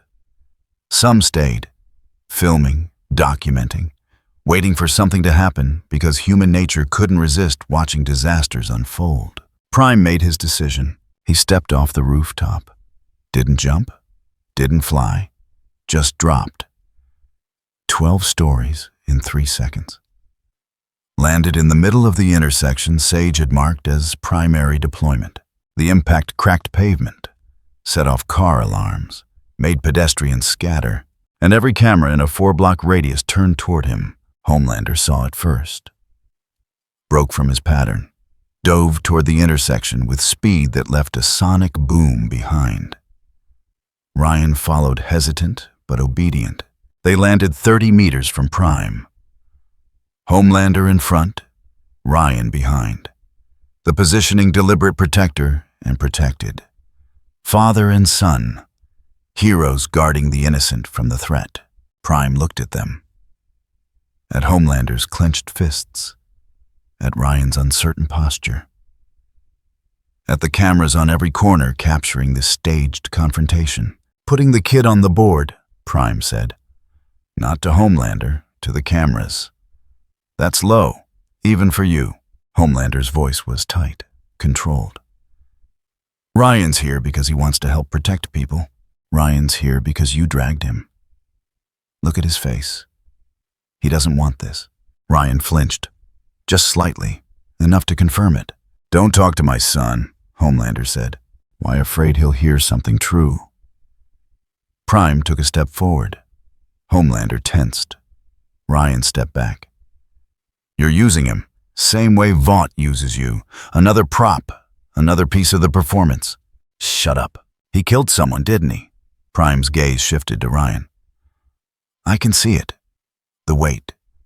You're carrying it like it's yours alone. Ryan's hands trembled. I didn't mean. I know. But they're making you stand here anyway. Making you be the symbol. Making you the excuse. Prime looked back at Homelander. If I fight you here, if people get hurt, they'll blame me. But you're the one who brought civilians into it.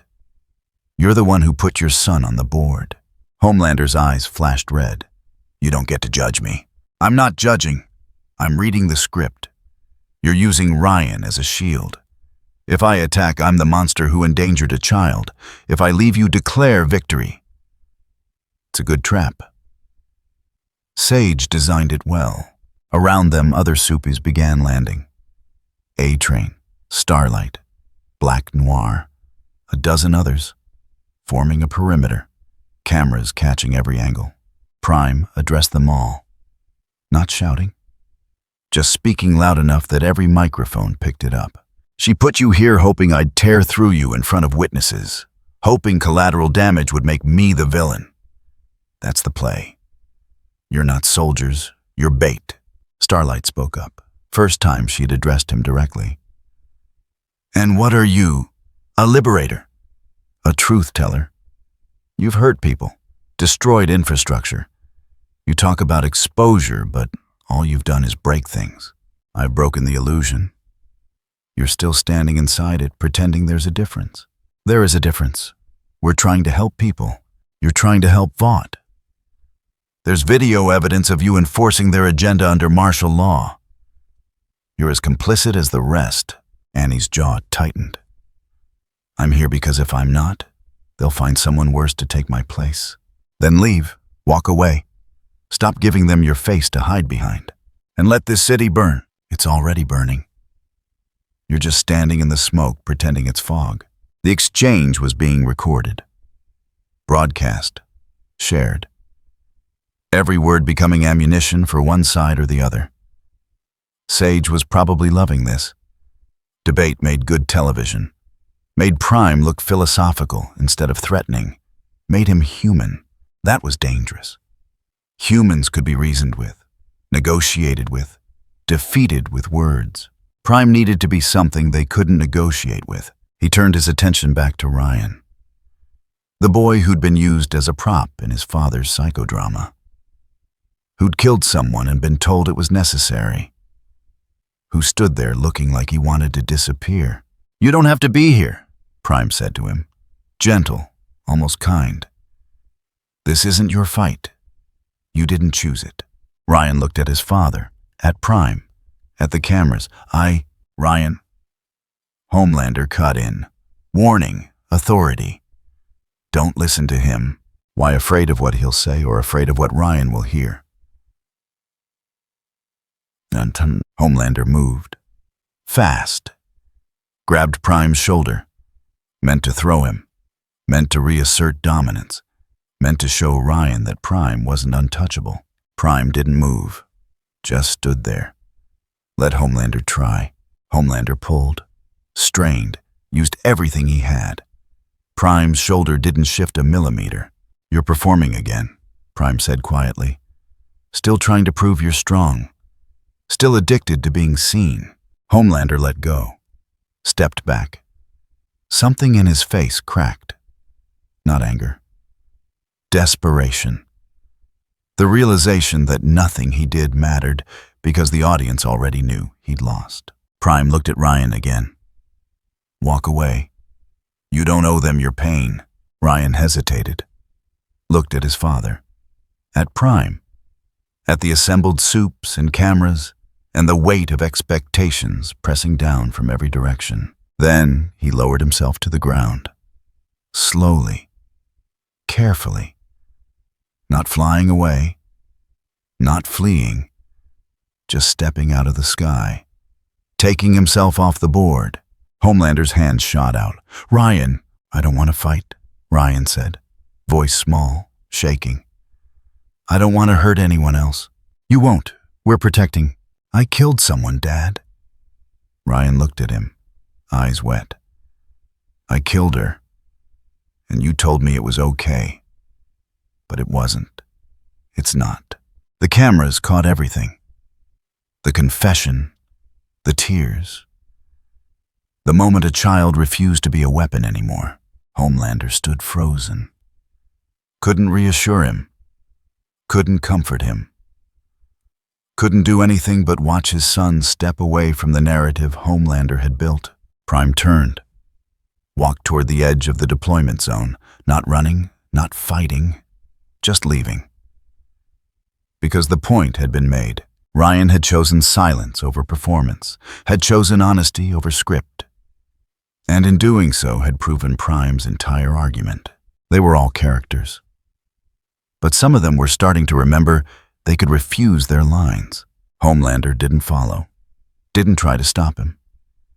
Just stood there in the intersection, surrounded by cameras that had witnessed him lose his son the same way he'd lost everything else, by trying to hold it too tightly. Sage watched from the control room, watched her trap fail. Not because Prime had fought his way through it, but because he'd turned it into a stage and delivered a better performance. "Where's he going?" someone asked. Tracking followed Prime's movement. North, fast. Not toward any strategic target, not toward another ambush site. Toward 5NN headquarters. Toward the server farms and broadcast centers. Toward the machinery that controlled what stories got told. Sage understood immediately. He's going to crash the narrative again. Scramble everyone. Get ahead of him.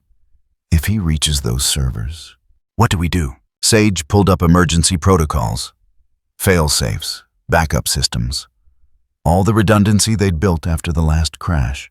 We pray our infrastructure holds, and we start evacuating anyone who knows where the bodies are buried. Prime reached the VNN building in under 2 minutes. Didn't breach the front doors, didn't need to. He could hear the servers humming 6 floors down. Could feel the electromagnetic signature of data flowing through fiber optic cables. This was where they controlled the story. Where editors shaped footage. Where truth became narrative, became commodity. He placed his hand against the wall and began to push reality just slightly off-center, not breaking it. Not yet. Just making it uncomfortable, making it show the seams. Inside, technicians felt it first. Screens flickering, data corrupting, files opening themselves. Security footage from 10 years ago playing alongside current broadcasts. Emails becoming visible, ND, as dissolving into public documents. The building wasn't collapsing. The structure wasn't failing. The story was, and somewhere in Queens, Billy Butcher watched a live stream freeze mid-frame and smiled for the first time in days. "Here we go," he said to no one. "Let's see what else you're hiding." The VNN building had been designed to survive disasters. Earthquakes, fires, terrorist attacks, even electromagnetic pulses. The architects had planned for every contingency except one someone reaching through the walls and touching the foundation of the story itself. Prime stood in the sub-basement. Security had tried to stop him. 12 guards with training and equipment raided for meta-human threats. They'd lasted 8 seconds. Not because Prime hurt them, because he walked through their positions like they weren't there. Moved faster than their targeting systems could track. Left them pointing guns at empty air. Now he was alone with the machinery. Server racks lined the walls in neat rows. Cooling systems hummed. Redundant power supplies ensured nothing ever went dark. This room held the backbone of Vought's narrative control. Every broadcast, every edit, every carefully constructed version of truth that made their empire possible. Prime placed both hands against the primary server stack. In the control center, 4 floors up, alarms screamed. Technicians watched their systems destabilize in real time. Not hacked, not crashed. Something worse. Something that made their infrastructure start telling the truth. "He's accessing core storage," someone said, voice climbing toward panic. Firewalls aren't responding.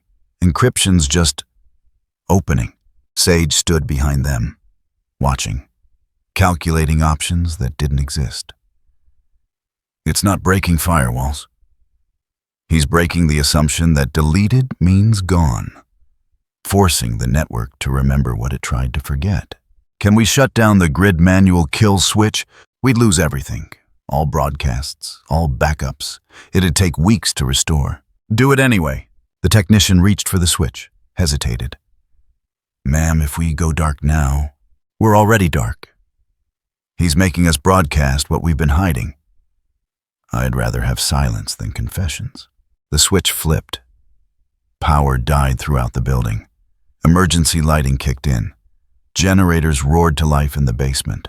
Prime felt the cutoff, smiled slightly. They still thought this was about electricity. He closed his eyes, focused. Not on the machines, on the space between real and recorded. On the membrane that separated what happened from what people were told happened. Then he pushed. Not hard, just enough. Reality rippled. It wasn't visible. Not to cameras, not to sensors. But every system connected to Vought's network felt it. Like a wave passing through, shaking loose everything that had been held in place by money and lawyers and carefully worded denials. Files began to unseal themselves. Not through hacking. Through something more fundamental. As if the universe had decided that keeping secrets required too much energy and had simply stopped trying. In data centers across 3 states, archives opened. VNN wasn't just a studio. It was the synchronization hub, the place where every lie got mirrored, backed up, replicated across Vought's entire infrastructure. Video footage marked as destroyed suddenly appeared in backup queues. Emails that had been wiped resurfaced in trash folders. Financial records that had been encrypted under 7 layers of corporate shell games became readable in plain text. Everything Vought had ever buried began floating to the surface. The first leak hit social media within 90 seconds. Security camera footage from a Vought black site. A soup being tested, pushed beyond limits. Dying on camera while researchers took notes. The video was 9 years old. Had been declared deleted. Was now being saved to 20,000 devices simultaneously. Then more. A procurement order for weapons-grade Compound 5 sent to a country under UN sanctions. Internal memos debating whether a building collapse during a Supi fight qualified as acceptable losses. Meeting minutes where executives discussed the cost-benefit analysis of letting certain incidents happen because the publicity would be worth more than the lawsuits. Voice recordings of Homelander threatening subordinates. Video of him killing a civilian who'd insulted him. Audio of Madeline Stillwell instructing a team to eliminate a witness. The data didn't trickle out. It flooded. Years of carefully managed atrocities suddenly available to anyone with an internet connection and the stomach to look. Vought's response teams moved fast. Issued takedowns, flagged content, deployed legal teams, but the material was spreading faster than they could contain it. And this time it wasn't coming from one server they could shut down. It was coming from their own systems, self-replicating, self-hosting. Every time they deleted a copy, 3 more appeared. Above ground, the reaction was immediate. People pulled up the files on their phones, watched, read. Some refused to believe it, called it deep fakes, conspiracy theories, anything to avoid accepting that the heroes they'd trusted were exactly what the cynics had been saying all along. Others believed immediately, had been waiting for this. Vindication tasted bitter, but at least it was real. They shared the files, archived them, made sure no amount of money could erase what had just been exposed. The middle ground, the people who wanted to trust but needed proof, found themselves staring at documentation that couldn't be dismissed. Metadata, chain of custody, corporate watermarks. These weren't allegations. These were confessions recorded by the guilty themselves. New York began to fracture along lines that had been invisible until now. Protests erupted in 3 boroughs simultaneously. Not organized, not coordinated, just spontaneous rage from people who'd been lied to and now had proof. They marched toward Vought Tower, toward police stations where deputized soups were headquartered, toward anywhere the system touched. Others pushed back. Defended Vought, defended Homelander, called the protesters terrorists and traitors and dupes. Fights broke out, not superpowered, just humans trying to beat truth into each other with fists and words. Then someone threw a brick through a shop window on 5th Avenue. Then someone else set a car on fire. Then the riot police arrived with tear gas and rubber bullets and batons. Then people started running. Ambulances tried to respond. Couldn't move. The city's arteries were blocked, gridlock and panic, creating a tourniquet. People didn't know who to trust anymore, so they trusted the loudest voices, the angriest ones, the ones offering simple answers to impossible questions. Prime felt it, the chaos spreading, the violence escalating. He'd released the truth, hadn't meant for this, hadn't expected. No, that was a lie. He'd known. Of course he'd known. Truth didn't land softly. Truth was a weapon. He'd picked it up and swung it, and now people were bleeding. In the streets above, a woman shoved her way through a crowd. Trampled in the panic. Didn't get back up. A teenager got caught between protesters and police. Beaten by both sides. An elderly man had a heart attack watching his neighborhood turn into a war zone. Ambulances couldn't reach him through the gridlock. 3 people died in the first hour, not from soups, not from Prime, from the shockwave of revealed truth tearing through a society that hadn't been ready to handle it.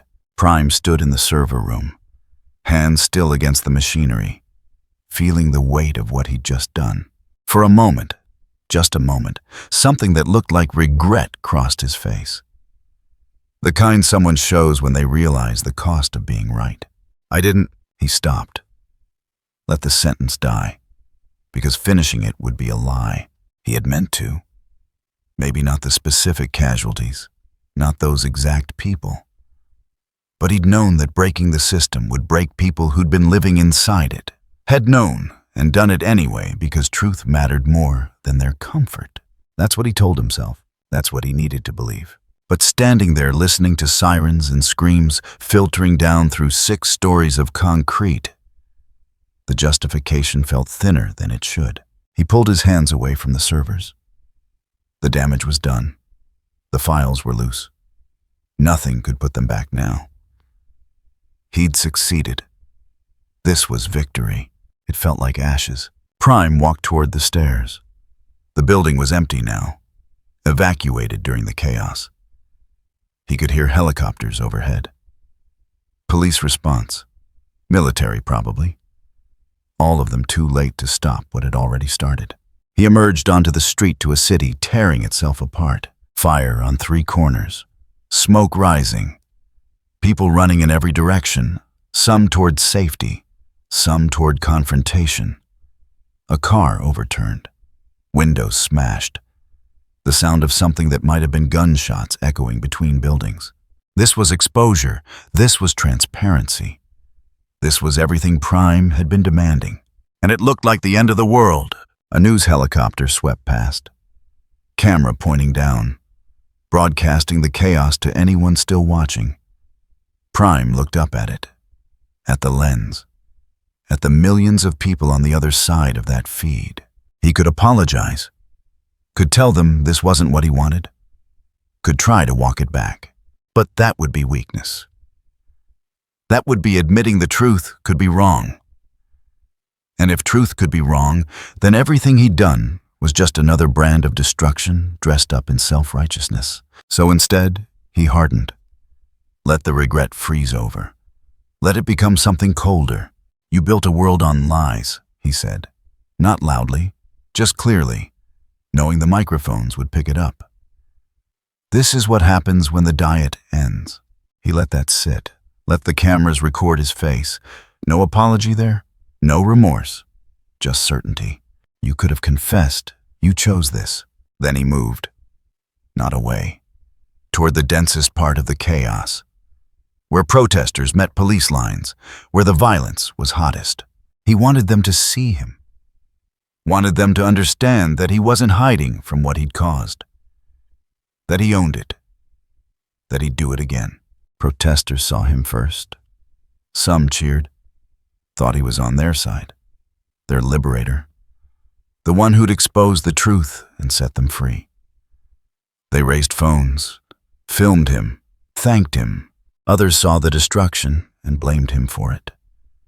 Threw rocks, bottles, shouted that he'd ruined everything, that they'd been fine before he came along, that he was worse than Vought because at least Vought had kept things stable. Police saw him and reached for weapons. Not standard issue, heavy ordnance, the kind they'd been authorized to use under martial law. They opened fire, not to arrest, to eliminate. Prime stood in the intersection and let them. Let the bullets hit him. Let them bounce off or flatten or disintegrate. Let the protesters and police and cameras all watch as their violence failed to touch him. You're shooting at the symptom, Prime said. I'm not your problem. I'm your mirror. You don't like what you see, stop blaming the reflection. More sirens, more helicopters. The cavalry arriving too late, as always. Soups landing in defensive positions. Trying to contain what couldn't be contained. Trying to restore order to a system that had been exposed as disorder with better marketing. Starlight landed 30 meters away, faced him across a street full of wreckage and frightened people. You did this, she said, not accusing, just stating fact. I released information, they did the rest. Information kills when people aren't ready for it. Then they should have been ready. That's not my fault. Yes, it is. You knew what would happen. You did it anyway. Prime looked at her. At the exhaustion in her face. At someone who'd spent years trying to be good, inside a system designed to make goodness impossible. At someone still wearing their colors because leaving would mean admitting she'd been part of it all along. You're angry because I proved you were complicit. Every day you wore that uniform. Every time you followed orders.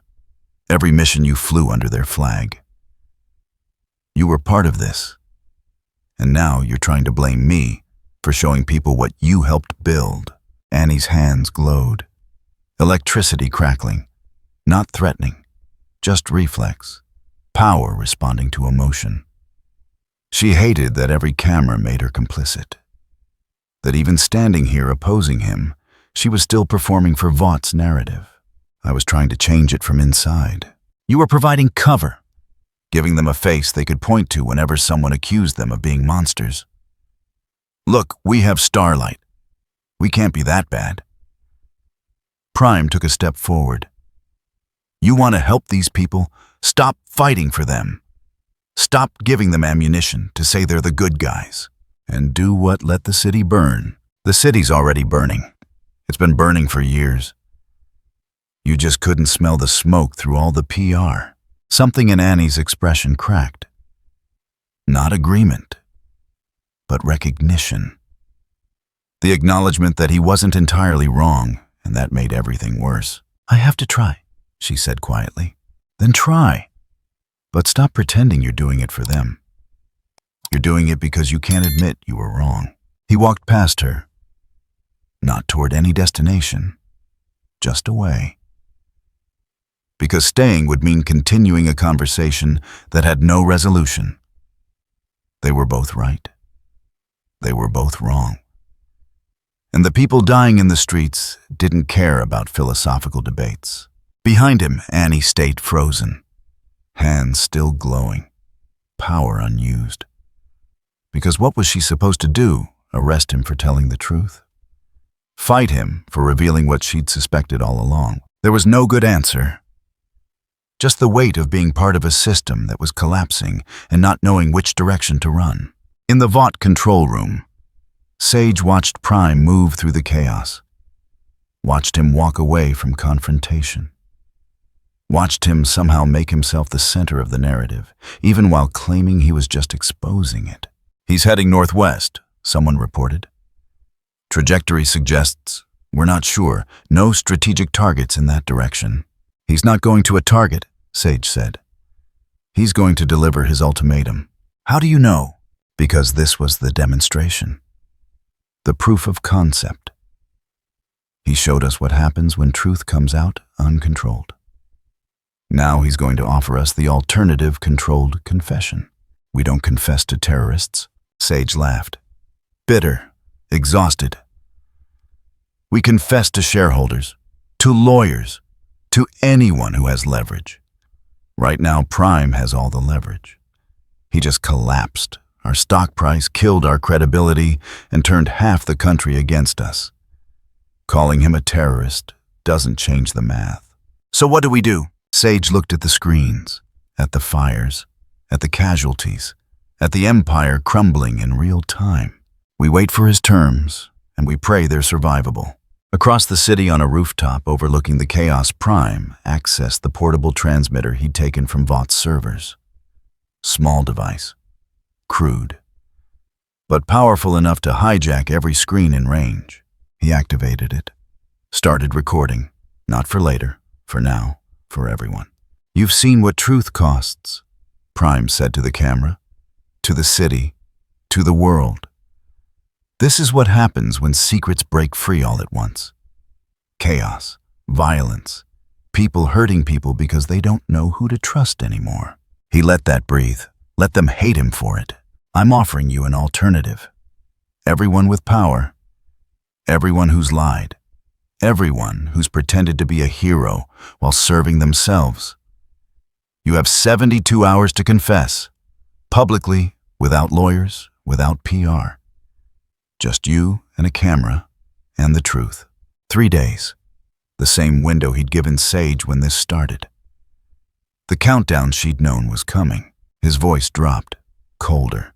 "Do that, and maybe we rebuild something honest. Refuse and I release everything else. Every file, every secret, every buried body. And next time I won't do it slow." The transmission ended. The screen went black. And across 3 states, every person with a secret suddenly had a deadline. The 72-hour countdown began at 11:47 p.m. Eastern. By midnight, the internet had fractured into 1,000 simultaneous arguments about what it meant. Some called it justice, overdue reckoning. The powerful finally being held accountable by someone they couldn't buy or threaten. They shared the ultimatum, amplified it, turned it into a rallying cry. Others called it terrorism, extortion. One man deciding he had the right to judge everyone else and threatening violence if they didn't comply. They organized counter-movements, demanded government intervention, begged for someone to stop this before it went further. Both sides prepared for war. Neither knew they were already in one. The first confession went live at 1:23 a.m. A C-list soup. Name nobody recognized. powers nobody cared about. He set up a phone camera in his apartment and spoke for 11 minutes. Admitted to insurance fraud, to faking rescues, to working with Vought to stage incidents that made him look heroic. His voice shook. Tears ran.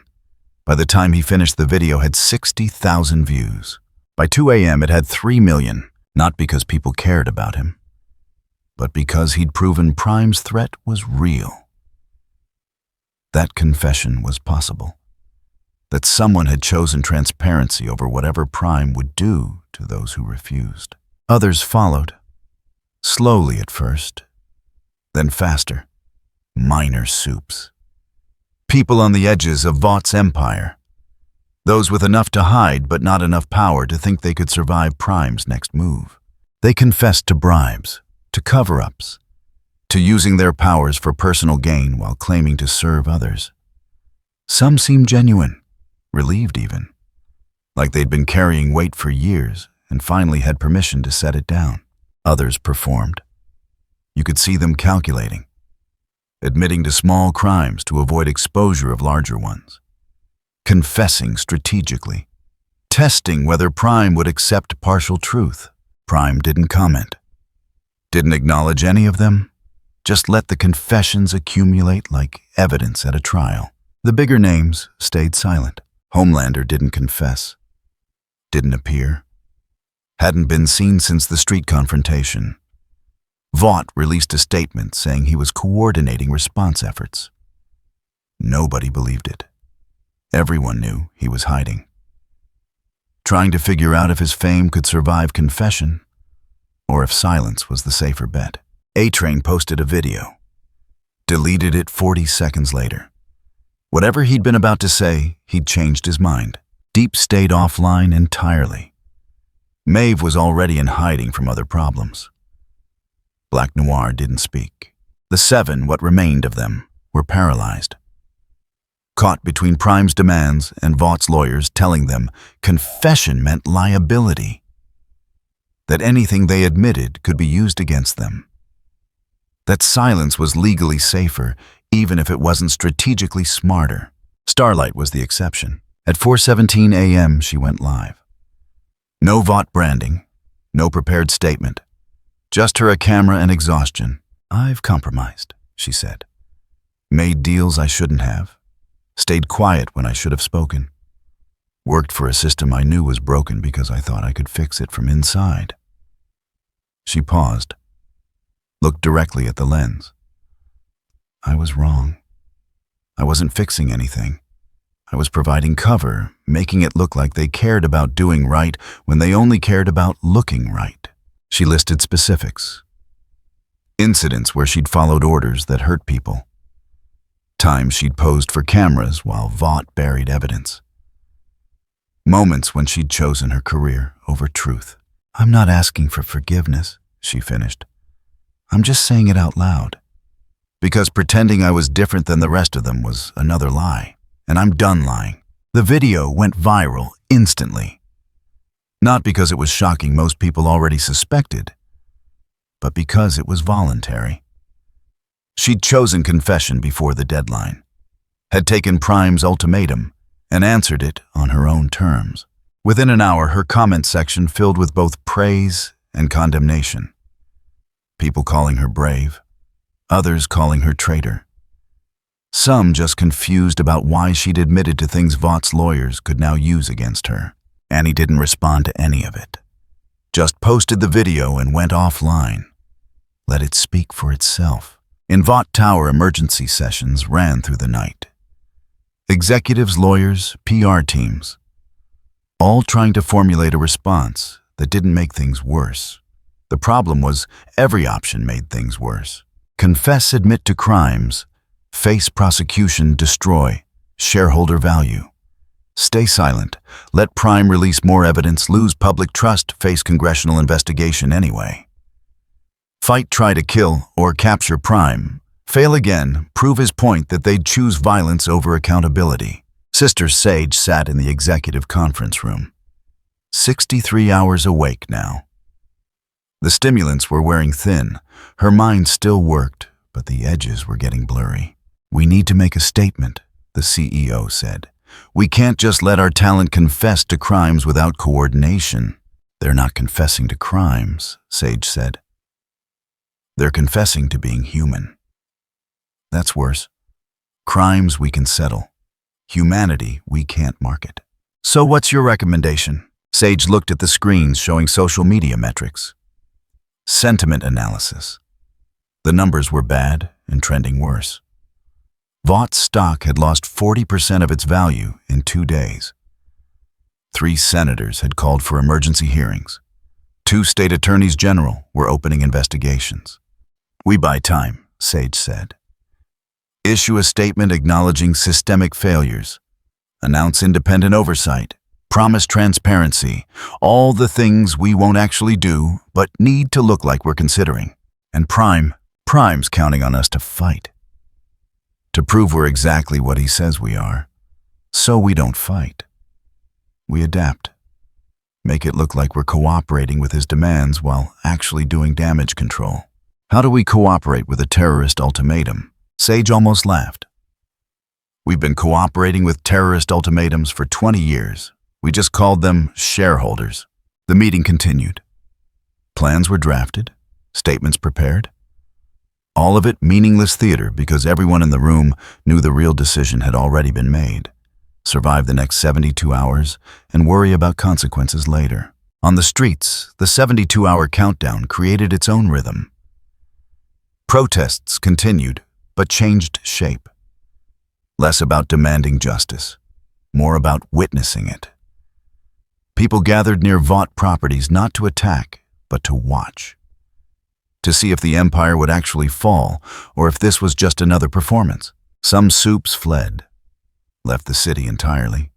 Figured being gone when the deadline hit was safer than being present and accountable. Private jets left from small airports. Cars headed toward borders. A few just disappeared into populations too large to search. Others prepared to fight. Not Prime, they'd learned that lesson. But each other.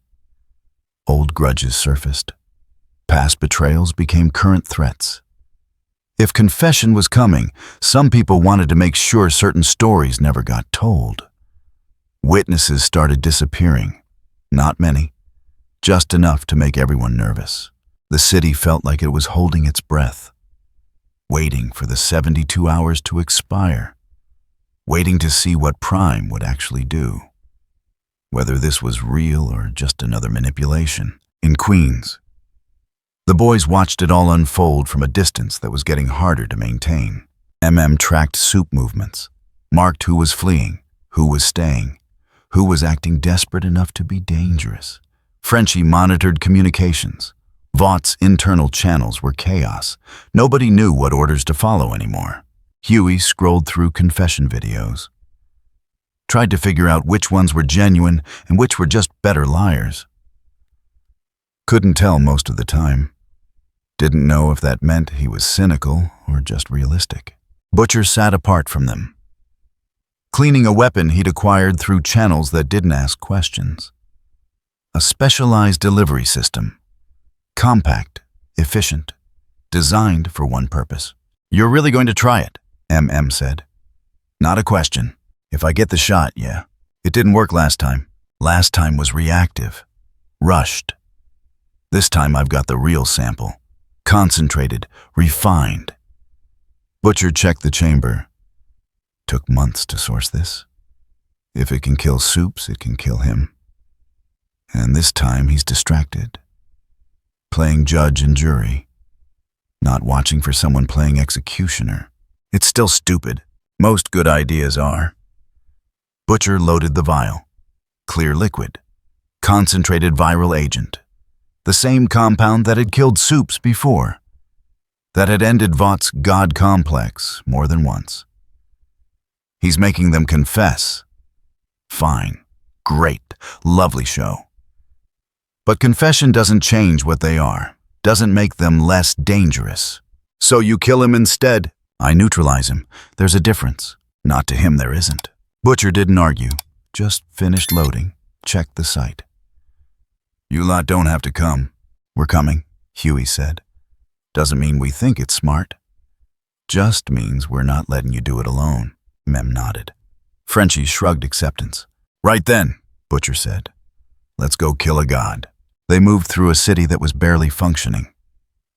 Traffic lights out in places, checkpoints unmanned. The infrastructure of martial law was crumbling as Supes either fled or prepared for Prime's deadline. Nobody wanted to be the one enforcing order when judgment came. Prime's location wasn't secret. He'd made himself visible. Standing on the roof of the VNN building like a gargoyle, watching over his domain, waiting for the deadline, daring anyone to try stopping him, Butcher approached from a neighboring building. Good sightline. Better cover. Range that gave him options if things went wrong. He set up, checked wind, adjusted for distance. The weapon wasn't a gun. Was something quieter, something that could deliver its payload without alerting the target until too late. Prime stood motionless. Didn't turn, didn't react. He'd been waiting for someone exactly like Butcher. Someone who'd try the simple solution. Violence disguised as justice. Butcher took aim. One shot, that's all he'd get. He pulled the trigger. The projectile flew true. Hit Prime in the shoulder. Penetrated the costume. Broke against skin that didn't break for anything else. The vial shattered. The virus entered bloodstream. Prime looked down at the impact point. Touched it. Examined his fingers, like checking for something that should be there, but wasn't. Then he looked directly at Butcher. Not searching, not scanning. Just turning to face someone he'd known was there all along. Supe-killing virus, Prime's voice carried, not shouting, just speaking at a volume that physics shouldn't allow to reach this far. So you found the new toy? Butcher didn't answer, just watched. Waited for the virus to take effect, for Prime's strength to fail, for the god to become human. Prime smiled, not with joy, with recognition. I'm not one of them, he said. I'm not Compound V. I'm something older, something that doesn't care about your chemistry. He was right. Butcher could see it. No weakness, no degradation. The virus that had killed dozens of Supes was burning off in Prime's system like alcohol in an engine. Ineffective. Irrelevant. Fuck, Butcher said quietly. He reached for a second vial in his jacket. Stopped. Prime was already looking at him. Already knew. A second shot wouldn't matter. Nothing would. Prime jumped. Crossed 300 meters in a second. Landed on Butcher's building hard enough to crack the roof. The boys scattered. Training and survival instinct combining into pure movement. Butcher stayed. Held position. If running wouldn't help, might as well face it direct. Prime walked toward him. Slow, deliberate, giving Butcher time to understand how thoroughly his plan had failed. You want to solve everything by killing it, Prime said. Every problem, every threat. Just remove it and move on. That's not justice. That's genocide with better branding. Says the bloke threatening to crash civilization if people don't confess. Prime stopped walking. You don't want justice.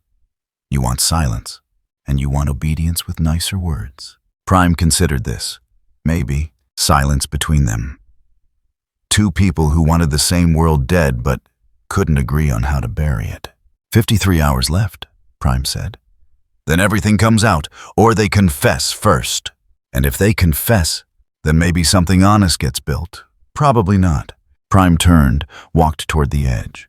Stay out of my way. Next time I won't be polite. He jumped. Disappeared into the sky. Left Butcher standing on a roof with a weapon that didn't work and a plan that had collapsed. The boys regrouped. Nobody spoke for a moment. Just processed the failure. Well, MM finally said. That was about as effective as expected. Shut up. Just saying. Huey pulled up his phone. Countdown's at 52 hours. What do we do? Butcher looked at the city. At the fires still burning from the last revelation. at people preparing for the next one. "We wait," he said. "See if he actually goes through with it. See if anyone's stupid enough to not confess. And if they don't, then we watch everything burn and try to stay upwind of the smoke." Across the city, in places hidden and exposed, people made their choices. Some wrote confessions, practiced what they'd say, tried to find words that would satisfy Prime without destroying themselves completely. Others prepared defenses, hired lawyers, moved assets, planned escapes. Bet that 72 hours wasn't enough time for Prime to actually deliver on his threat. And a few, the truly desperate or truly stupid, planned to kill him. To somehow succeed where Butcher had failed. To prove that even gods could bleed if you hit them in the right place. None of them understood what Prime actually was. Not really. They still thought in terms of power levels and weaknesses. Still believed there was a way to fight him that made sense. They didn't realize he wasn't fighting them. He was narrating their collapse. And you can't shoot an idea once it's in people's heads. Somewhere in that city, Ryan sat alone in a room and thought about confession. About what he'd say if he chose to speak. About Grace Mallory and the blood, and whether admitting it would change anything. He hadn't decided yet. Wasn't sure if confession made you honest or just made you confessed. Wasn't sure if Prime was right or just another powerful person demanding obedience. But he thought about it, which was more than his father had done. 48 hours remaining. The city held its breath, waiting for voices or violence, for truth or the end. Prime watched from his perch, counted down, prepared for the moment when time ran out and choices became consequences. He pulled up a mental list. The ones who hadn't confessed yet. Homelander, Vaught's CEO, Ashley Barrett, Deep, A-Train, Black Noir, dozens of others who'd chosen silence over accountability. Each name a timer, each silence a gamble that Prime was bluffing. He wasn't. The deadline wasn't negotiable. The terms weren't flexible.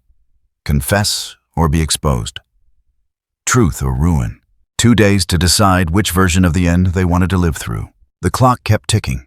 The deadline arrived at 11:47 p.m. on a Thursday, 72 hours after Prime had started counting.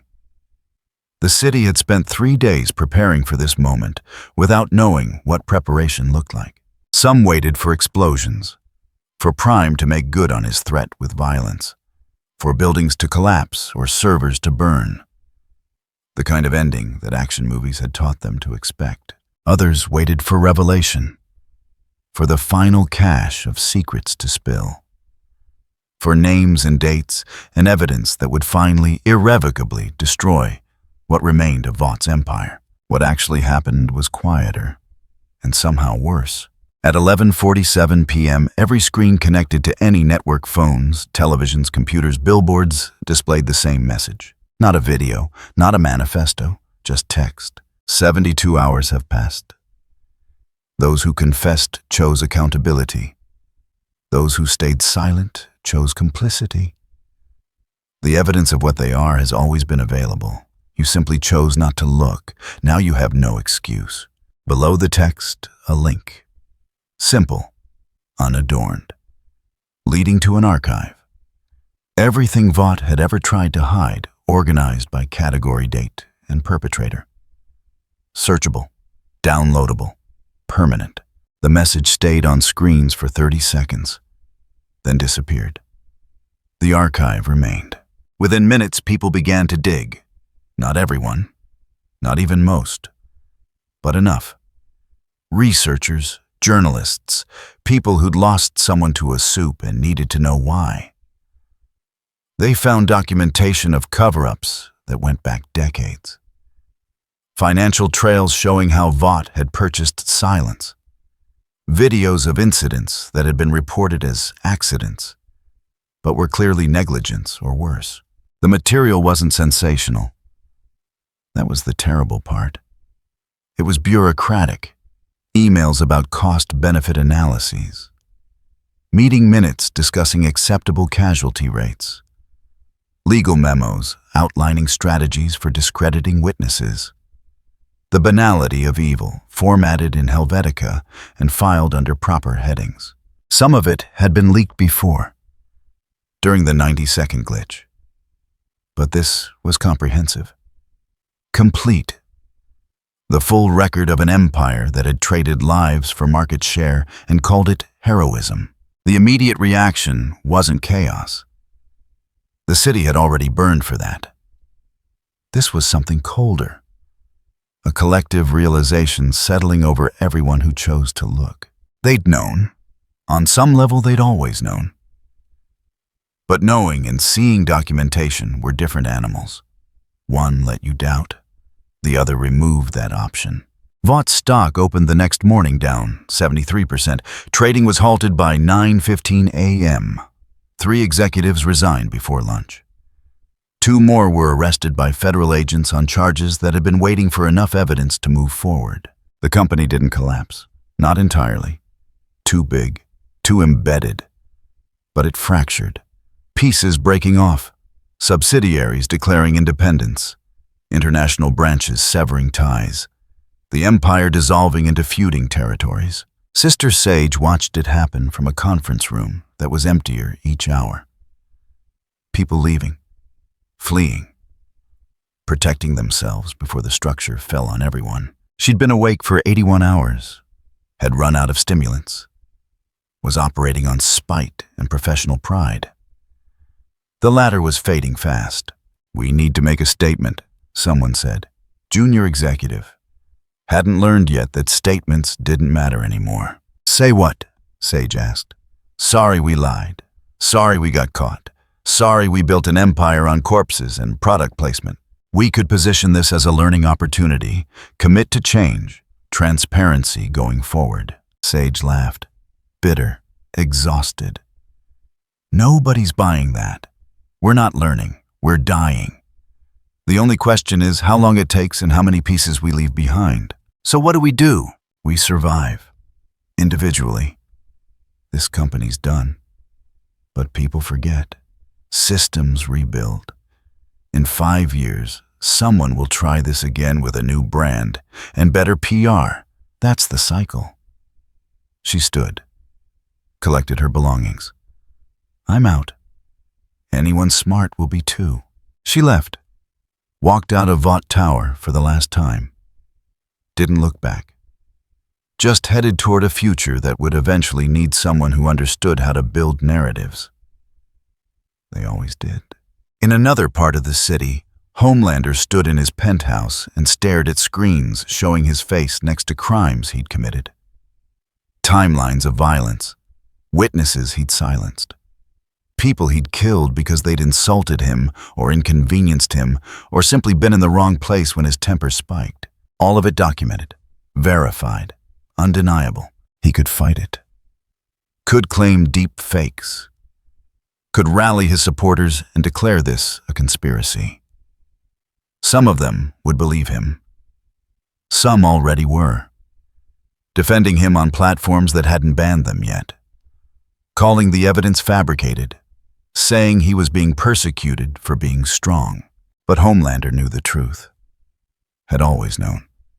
The difference was now everyone else knew too. The performance was over. The mask had been removed, not by force, by exposure.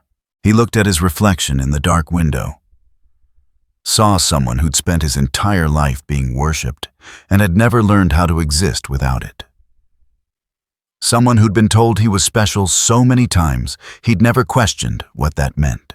Now the worship was curdling, turning into something else. Fear, anger, disgust. People who'd loved him yesterday were calling for his arrest today. Not because he'd changed. Because they'd finally seen him clearly.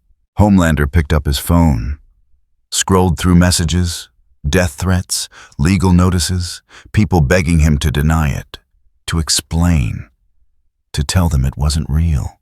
He could record a confession. Join the others who'd chosen that path. admit what he'd done, and hope for something resembling mercy. But mercy required humility. And Homelander didn't know how to be humble, had never learned, had been designed not to. So instead, he did what he always did when trapped. He ran, not physically. His body stayed in the penthouse. But mentally, emotionally, he retreated into the fantasy.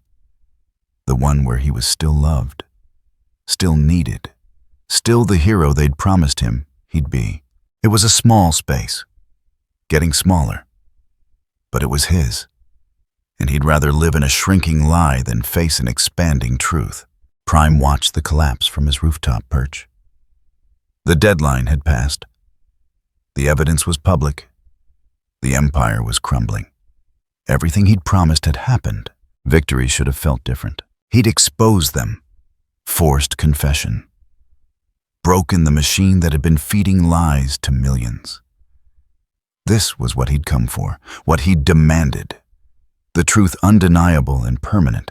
But the city below wasn't healing, wasn't rebuilding into something honest. It was just wounded, bleeding, trying to figure out how to keep functioning when the systems it had relied on were revealed as hollow. People were scared, angry, some at Vought, some at Prime for forcing them to look, some at themselves for believing in the first place. The anger didn't have anywhere productive to go, so it went everywhere. Sideways, backward, inward. This was truth's aftermath. Not justice, not redemption. Just the mess left behind when illusions shattered. Prime had known this would happen, had accepted it. But knowing and watching were different weights. One was theoretical. The other pressed down on your chest at 3 a.m. when you couldn't sleep because you kept hearing sirens. He'd killed 3 people, indirectly, by releasing truth too fast for society to digest. They died in riots, in panic, in the chaos that followed exposure. He hadn't touched them, hadn't meant for them to die, but they were dead. And his certainty that truth mattered more than comfort didn't make them less dead. Just made him the kind of person who could accept that trade-off and keep functioning. The rift was closing. He could feel it. The dimensional tear that had brought him here was sealing, drawing him back toward wherever he'd come from, or pushing him towards somewhere else. The mechanism wasn't clear, just the inevitability. He had maybe hours, maybe less. The universe correcting itself, removing the foreign object. Prime stood, looked at the city one last time, at the fires still burning, at the people still trying to make sense of what had happened, at the empire crumbling and the void it was leaving behind. He'd wanted them to confess. They had, some of them, enough to prove it was possible. Enough to show that accountability could exist even in a system designed to avoid it. But he'd also wanted them to build something better. And that part wasn't happening. Maybe wouldn't happen. Maybe couldn't happen, because people were people and power was power, and the cycle would just start again with different names and better branding. He'd broken the story. Hadn't written a new one. Hadn't even tried. Because that wasn't his role. He was the disruption, the glitch, the thing that came through and made everything wrong so people would have to fix it. Whether they actually would was their problem, not his. The rift pulled harder. He could feel it in his chest, like gravity remembering he didn't belong here. One last thing to do. Homelander was still in his tower, still hiding, still pretending he could outlast this. Prime could leave him there, let him rot in denial, let the legal system handle what remained. But that felt incomplete. Like leaving a sentence without punctuation. Prime jumped, crossed the distance to Vought Tower in seconds, landed on Homelander's balcony hard enough to crack the concrete. Homelander didn't turn, just kept staring at screens, at his own face reflected in evidence of his crimes. Come to gloat, Homelander asked. Voice flat. Empty. No. Then why? Because you're still performing. Even now. Still pretending there's an audience. There's always an audience. Not anymore. The cameras are off. The broadcasts are done. Nobody's watching you except you. Homelander finally turned. What do you want, an apology confession? I didn't confess for you. I'm not confessing for anyone.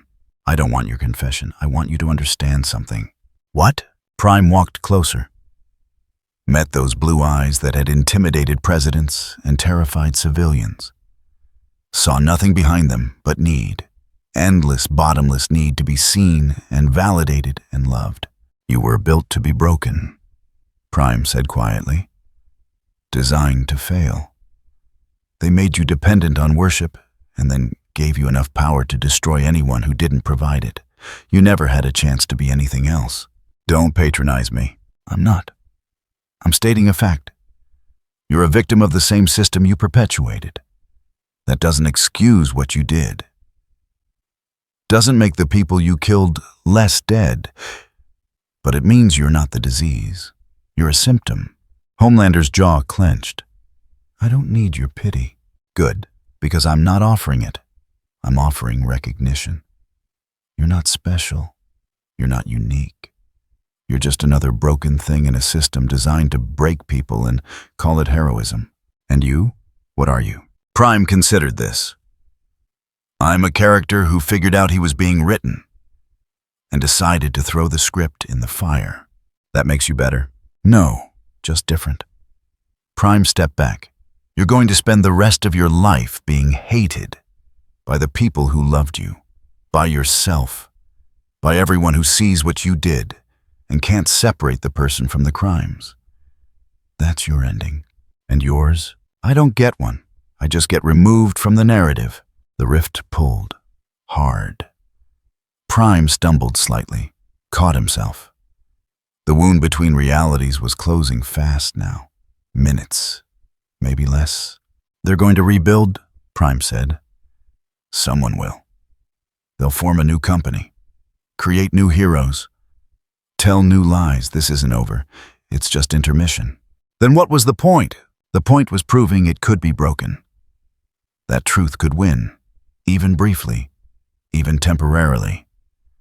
That confession was possible. Prime felt the pull intensify. What they do with that is up to them. Homelander looked at him, really looked. You didn't save anyone. No, I just stopped letting them pretend they were saved. The rift opened. Not gently, like a wound tearing wider. Reality glitching around Prime, his form flickering, becoming translucent. The universe correcting its mistake. One more thing, Prime said, voice already fading. Ryan, your son, he's better than both of us. Don't drag him down with you. Then the rift claimed him, pulled him backward through dimensional space, through the membrane between real and recorded, between story and static. Homelander watched him disappear, watched the rift seal, watched reality smooth over the gap like skin over a wound. Then he was alone, in a tower, in a city that hated him, in a life that had just lost its script. He sat down. For the first time in years, he had no idea what to do next. Across the city, people noticed Prime's absence gradually. Took hours for anyone to confirm he was gone, longer for anyone to believe it. Some celebrated, called it proof that justice had won, that the system had defeated the terrorist, that America had survived. Others mourned, saw his departure as abandonment. He'd broken everything and then left before helping rebuild.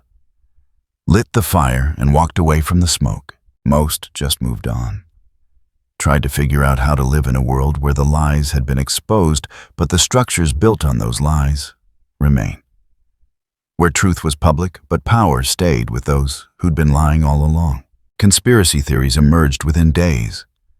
Prime wasn't real, was CGI, was a psyop, was anything except what he'd actually been. Because accepting he was real meant accepting what he'd revealed was real. and that was heavier than most people wanted to carry. Billy Butcher watched the theories spread and laughed. Dark, bitter. They'd rather believe it was fake, he said to M.M. Rather think it was all special effects than admit their heroes were murderers. People believe what they need to, M.M. replied. Truth's optional, comfort isn't. Depressing way to see it. Realistic way. Huey looked up from his phone.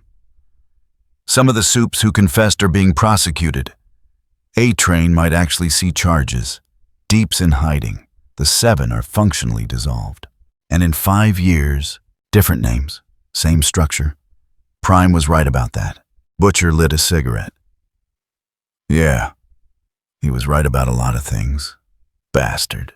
They sat in silence, watching a city try to pretend the last week hadn't happened. Watching people rebuild their comfortable lives brick by brick. Somewhere in that city, Ryan Butcher sat alone and thought about what Prime had said. About choice. About refusing the script. About stepping off the stage. He still didn't know what he'd do. Still carried the weight of Grace Mallory's death. Still felt the pull of his father's expectations and the fear of his own power, but he thought about it, which was more than he'd done before. And maybe eventually that would be enough.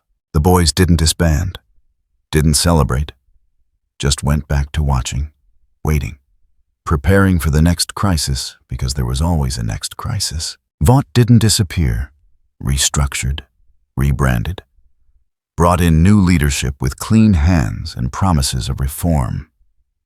Some of it was genuine, most was performance. The cycle beginning again. Martial law didn't end, just evolved, became normal, the new baseline. Soups still had authority, still operated above normal law, just with more paperwork and better oversight theater. The world didn't get better, didn't get fixed, just got exposed. And then slowly, inevitably, covered back up with newer, shinier lies. But the archive remained. Sitting on servers, accessible, permanent, a record of what had been revealed, what they'd tried to hide, what someone had been willing to break reality to expose. Some people referenced it, taught from it, used it to hold power accountable when power tried to slip back into comfortable patterns. Others ignored it, pretended it didn't exist, called it unreliable. Moved on because moving on was easier than staying angry. The truth was available, had always been available. Prime had just made it impossible to avoid for a few days. What people did with that was their choice, their responsibility, their ending to write. In another reality, in a space between stories, Prime landed hard. The rift sealed behind him. He was somewhere else now. Somewhere that wasn't the boys, wasn't DC, wasn't anywhere he recognized. Just another page, another broken narrative. Another place that needed someone to tear down the comfortable lies. He stood, brushed himself off, looked around at a world he didn't know yet. And somewhere in that world, someone was lying. Building power on false pretenses, creating heroes who were products, telling stories that needed to be broken. Prime smiled, not with joy, with recognition. Here we go again, he said to no one, and started walking. Back in the boys' universe on a rooftop in Queens, a small device flickered. The portable transmitter Prime had taken from Vaught's servers, still active, still broadcasting. One last message, text only, simple. The story isn't over. It just changed narrators. What happens next is yours to write. Try to make it honest. Then the transmitter died. Battery exhausted. Message sent. And across 3 states, people who'd been watching, who'd been paying attention, who'd chosen to look instead of turning away. They read it. Some dismissed it. Some saved it. Some shared it. And a very few, the ones who'd seen enough to know better, but hadn't lost enough to stop caring, decided to try. Not to be heroes. Not to save the world, just to tell the truth, to expose lies, to make it harder for the next Vought to build itself on graves and good lighting. It wouldn't be enough. would never be enough. The cycle would continue. Power would corrupt. Heroes would fall. New empires would rise. But maybe they'd fall a little faster. Maybe the lies would last a little less long. Maybe the next time someone tried to build a god, people would remember what gods actually cost. Maybe, probably not, but maybe. And in a world without clean endings, maybe was the best anyone could hope for. If you enjoyed this video, don't forget to leave a like and subscribe to the channel, and be sure to turn on notification so you won't miss out future videos. Thank you for watching, and we will see you next time.